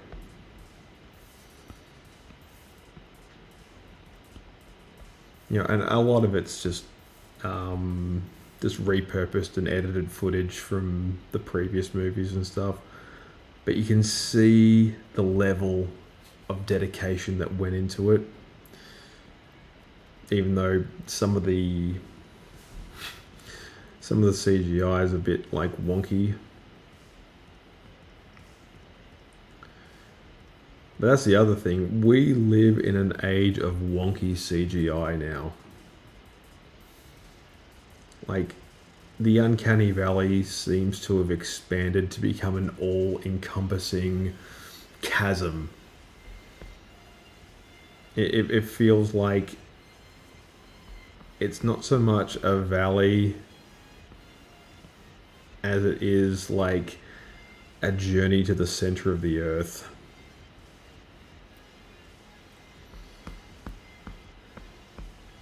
And you just look at it and think, man, how do we, square this particular circle? It doesn't make any sense.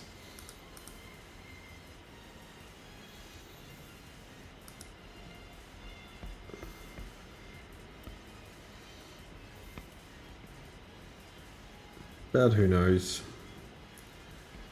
Still holding out for a miracle.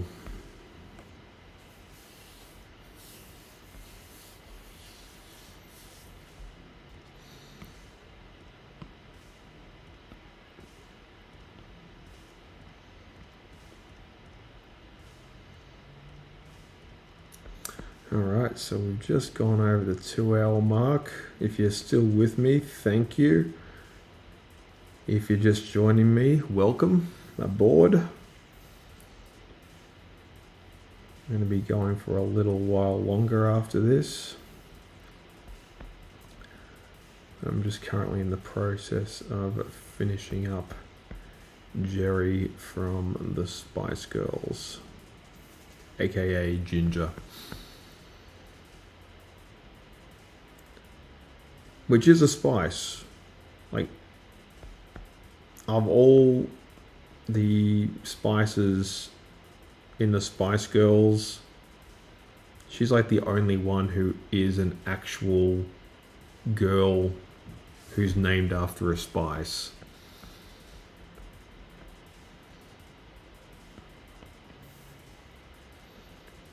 Like, there's nobody who's, looking through the pantry to find a spare jar of Posh.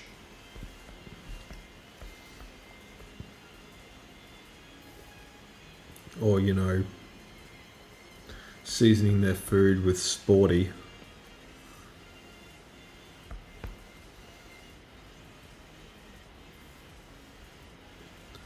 Yeah, Ginger.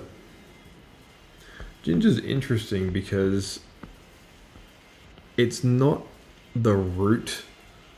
People automatically just assume that like people with red hair are named after the ginger root. That's not true. Ginger plants have flowers that are bright, almost fire truck red and orange. That's where the whole idea that people with red hair are called gingers. It's got nothing to do with the root that is used in most cooking.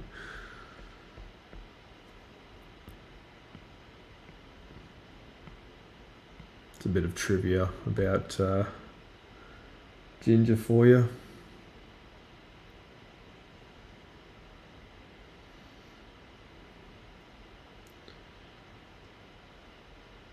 Yeah, what else is in the news? Oh, that's right. Millie Bobby Brown recently got married to John Bon Jovi's son. So now she's Millie Bobby Bon Jovi. Or the correct Italian way of saying it, Bon Jovi.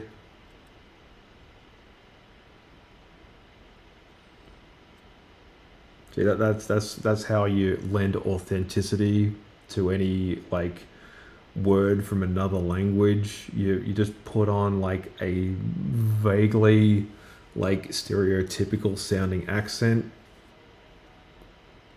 and that makes you seem a little bit more, It's like when you're ordering from the menu at a Mexican place, if you don't put on the accent, they won't take you seriously. Which is interesting because that's something that I've never experienced at a Chinese or like even at any Asian restaurant. Like they're so used to us just not being able to understand or speak or read their language that they're just totally fine with us making no attempt to say any of their words while putting on an accent. And that's what's kind of refreshing about the whole, like, you know, Asian dining experience. Because Lord knows Australia doesn't really have a food culture. Well, not in the same way, at least. We do, but we don't. Like, we've got pub food and everything, but most of Australian food culture is just British and American food.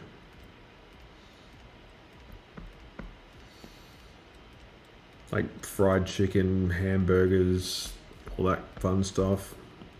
Well, that kind of stuff doesn't really affect me the way it used to. Like, I used to be kind of annoyed and bummed out that Australia really has made no lasting contribution to any kind of, like, culinary impacts of any kind. Like, we don't have, like, Australia really doesn't have a signature dish outside of Vegemite on toast and maybe Lamingtons. But yeah, for the most part, we just don't have those kinds of innovations here, which is a bit sad. But you know, the other thing is, like, quite often, you know, civilizations that are way older have had just more time to, you know, work on and perfect recipes. And Australia just hasn't been around for that long.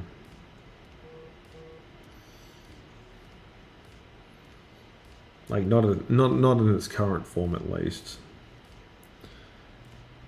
Like, there's this ongoing idea that Australia has been, like,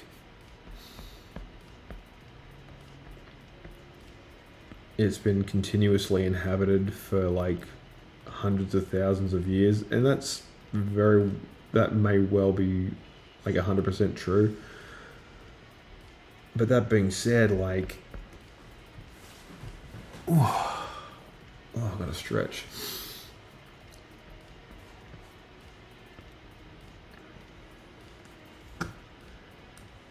Am I still alive? Yes, I am. Cool.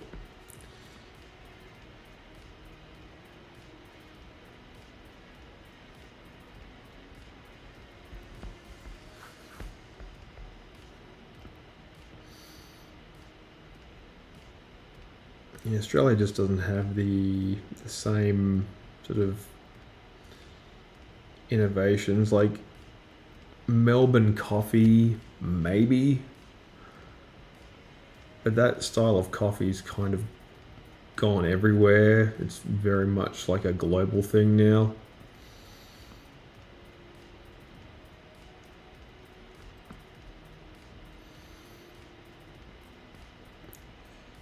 Like, having stuff that's uniquely from and can't really be found anywhere else when it comes to your culture is kind of what makes culture culture.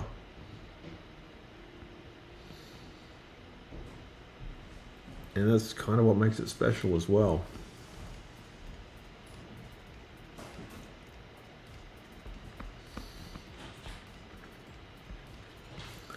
I'll just turn off that.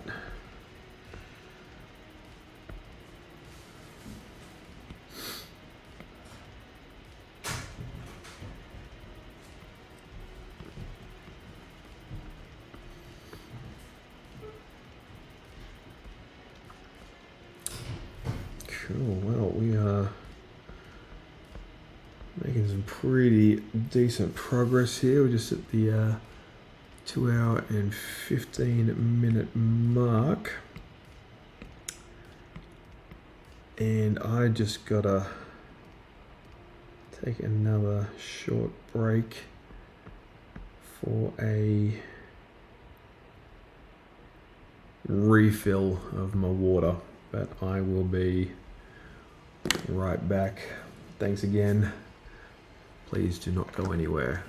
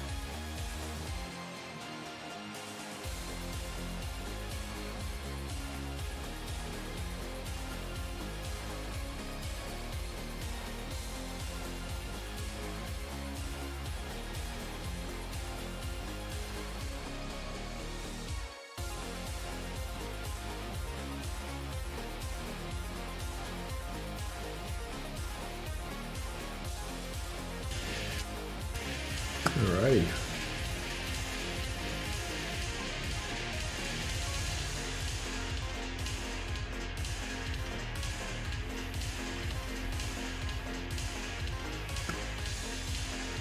So, let's turn down the music again. Keep it at a dull roar. And yeah.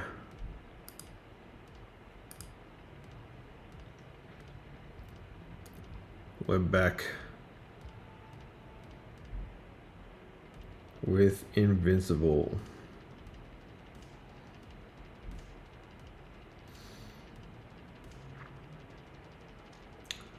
So I will add a new character.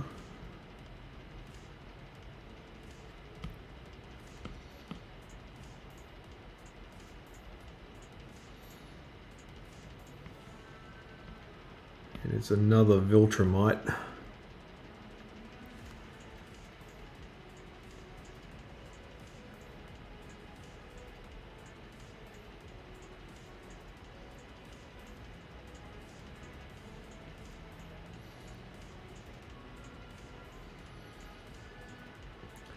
By the name of Anissa.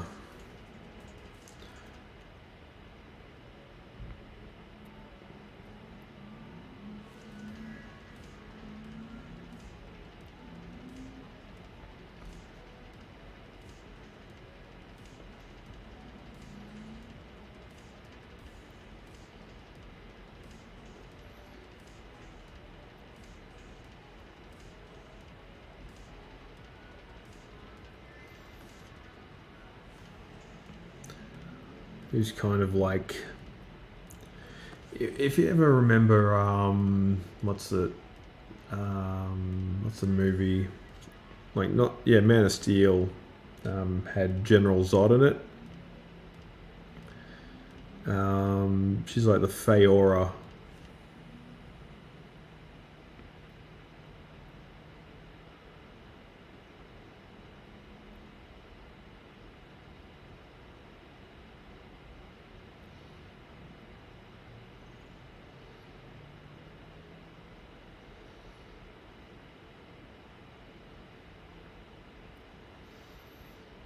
Very mean.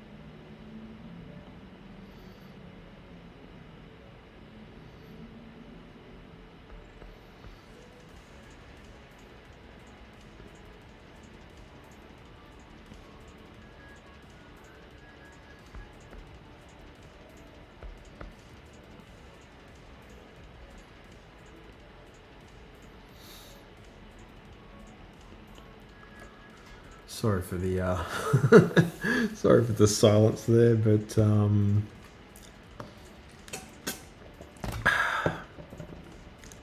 got to give the voice a little bit of a rest.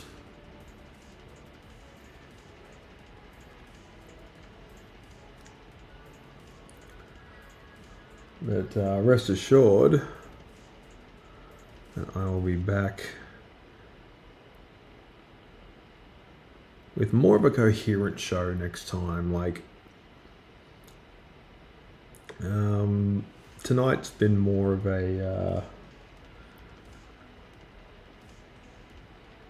I guess, a content dump, sort of me sort of jumping from topic to topic.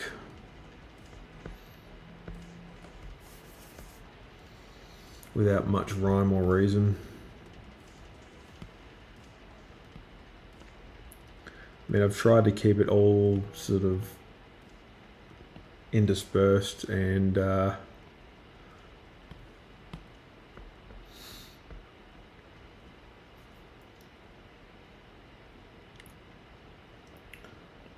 do her with her arms folded.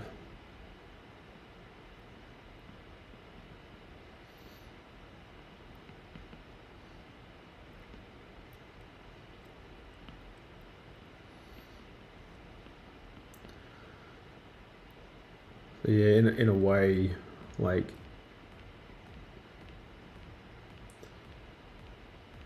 Anissa's kind of the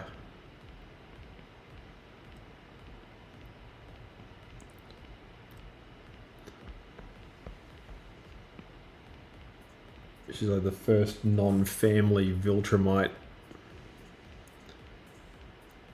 that Invincible has to contend with.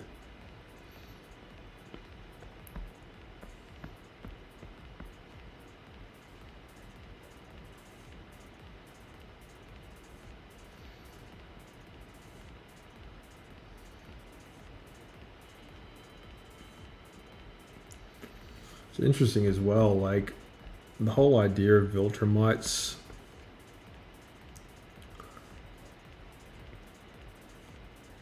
as like this warrior race of super aliens. It is very similar to Kryptonians, but they have like hardly any of the abilities of Kryptonians.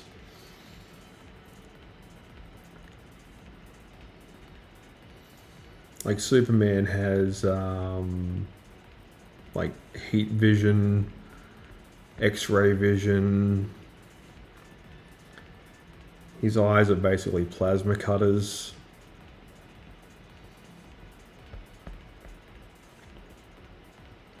What else?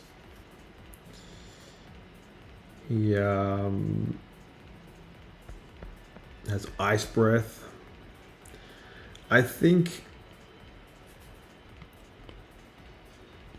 Superman's ice breath is not utilized enough.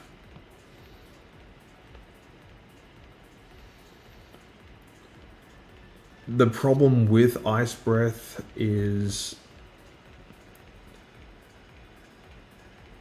it's very powerful. Like it's sort of a can stop just about any like enemy in his tracks.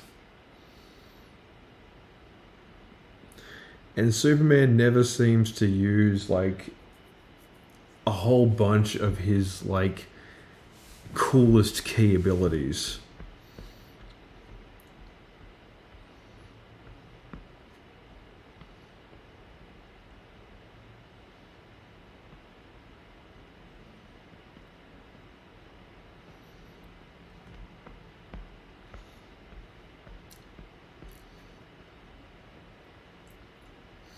Which is honestly a shame because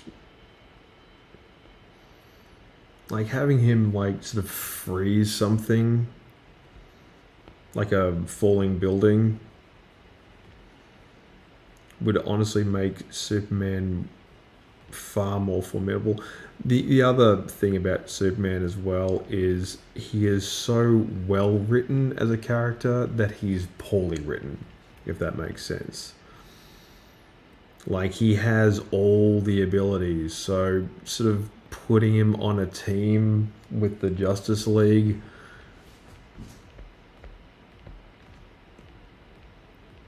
doesn't make a lot of sense. And that's kind of one of the motifs that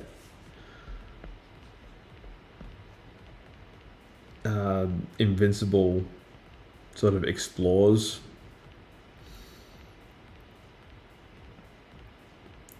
Like why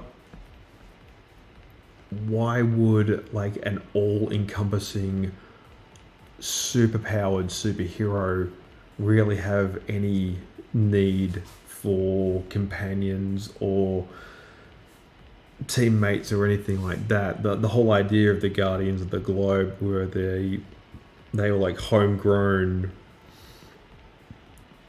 superheroes that all had like a range of different abilities, but in the end they were essentially just glorified cosplayers, little more than action figures by comparison.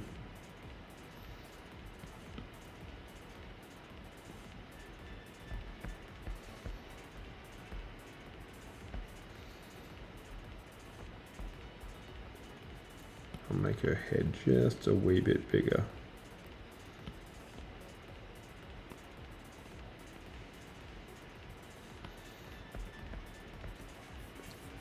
This is how the best caricatures are made.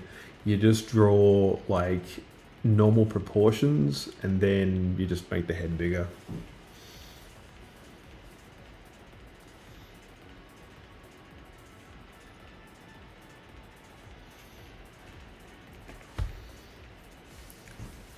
Alright, we're at 2.5 hours. I'm making really good time here.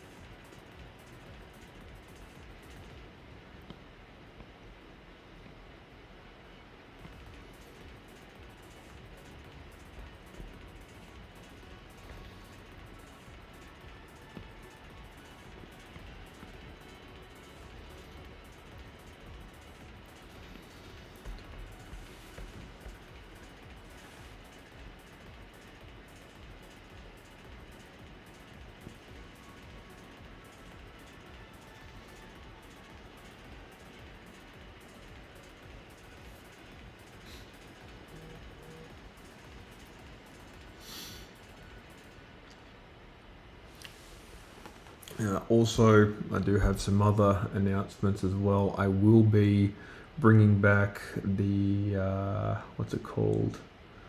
The gaming live stream fairly soon. Haven't decided when or what game, but I would like to do sort of a marathon playthrough of the Oddworld games, particularly Abe's Odyssey, because, yeah.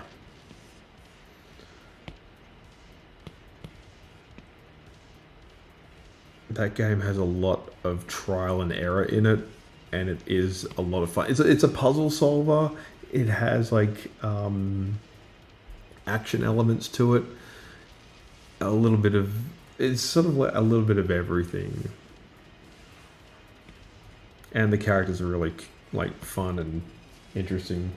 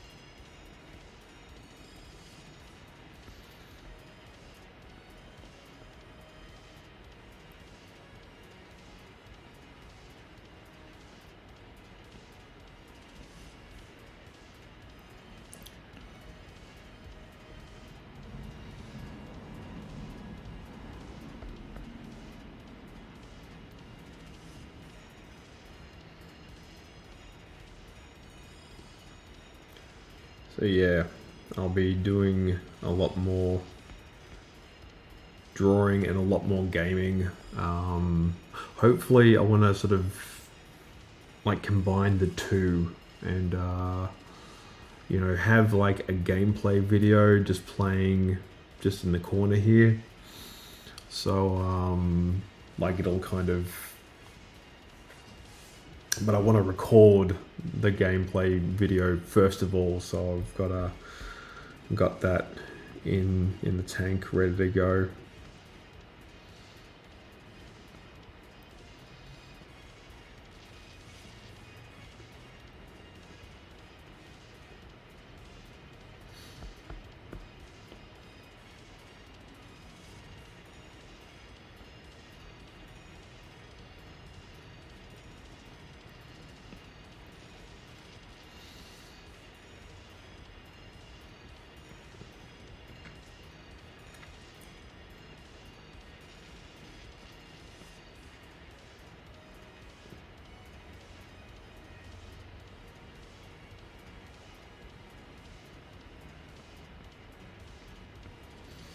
So this is more about the sketch jam again. Kind of want to make it like sort of an ongoing feature.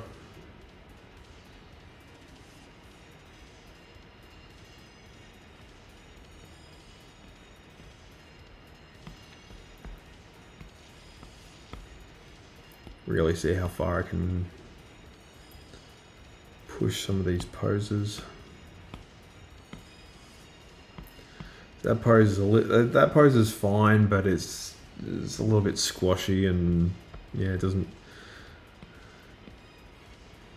feels confined. Feels like it's not like living up to its full potential.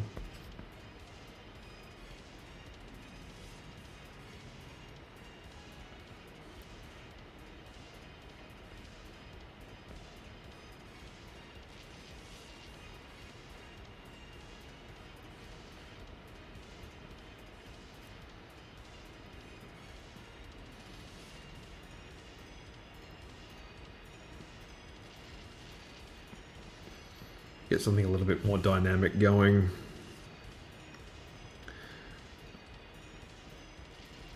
Can't wait for season 3 to come out. They must be working on it like crazy.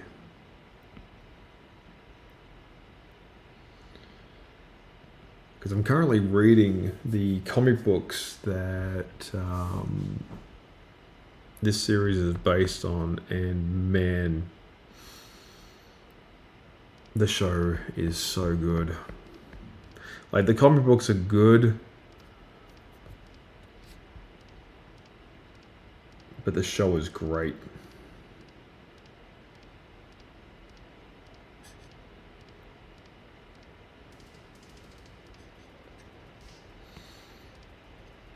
Because you can just simply do way more with the medium. You know, the thing about animation is it is a much more, like, I guess, freer style of storytelling. And you can't get, like, the same out of live action. I mean, you can to a degree. Like, live action will always have its place, no matter what. But there's just simply stuff that you can't do with live action that you'll always be able to get away with when it comes to animation.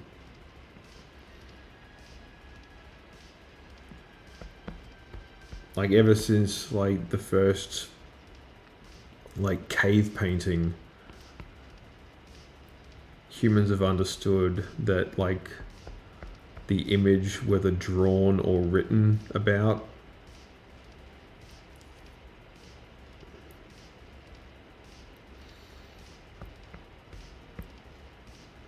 because, like, we just are visual.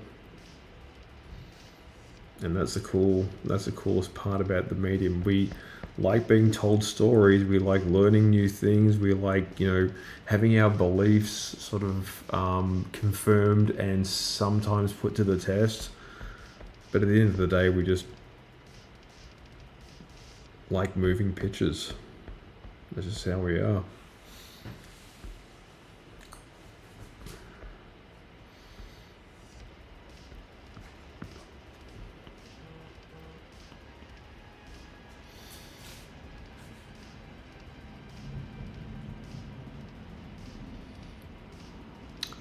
Oh wow, we just went to midnight. This is it's going to be a long stream. Actually, now that I think about it, I might wrap it up in the next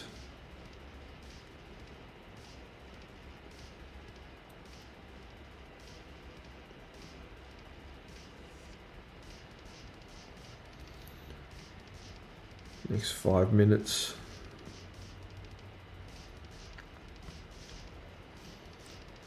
I'm kind of on a roll here.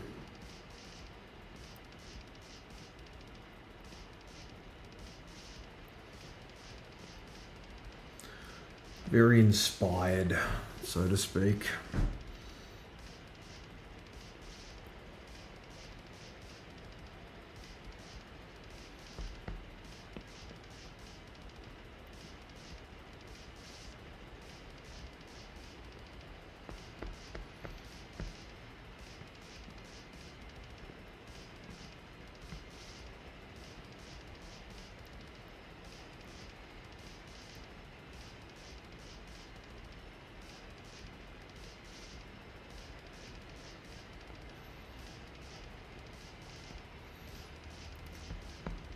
So there you go. Once I get going, yeah, it's good.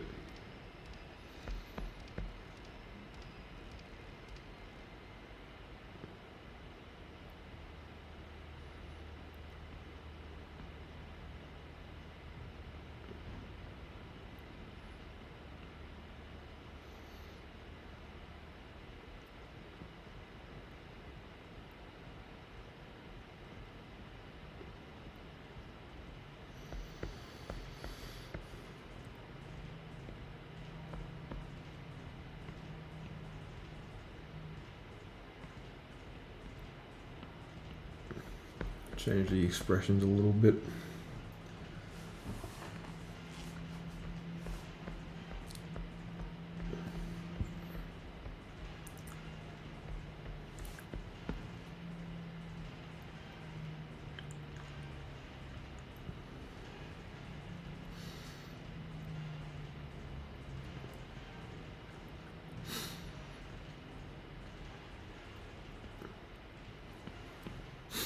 just realised that Angstrom Levy is directly inspired by the big brain meme.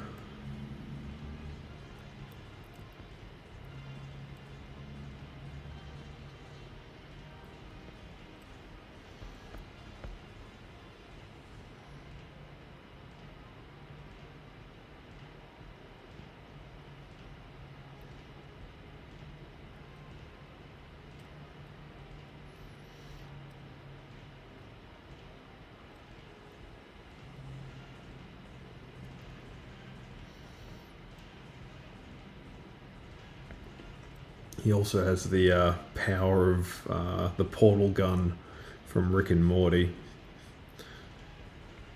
So yeah, if anyone out there hasn't seen it yet, it is worth a watch.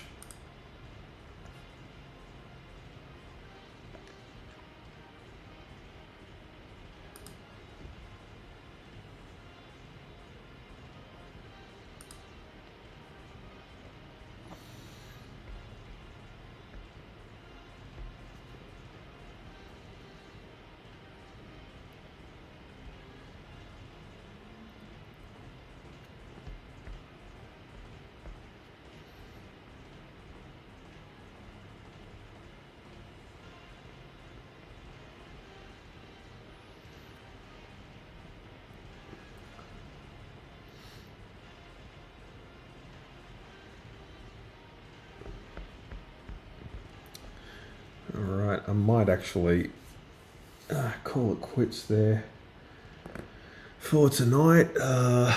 It's been pretty real. I would like to send out a huge thank you to everyone who tuned in across all the platforms out there, and this is including but not limited to YouTube, Facebook, Trovo, Twitch, TikTok, Twitter/X, and who am I leaving out? Yeah, that's pretty much all of them. But yeah, until next time,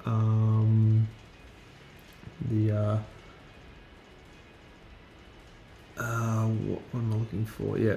So upcoming live streams. I won't be doing really any anime stuff for a while. I think I may have bit off slightly more than I could chew with that one, but yeah. But I will be bringing some more cool new stuff to the table in the coming weeks. So stay tuned for that, and I'll see you when I see you.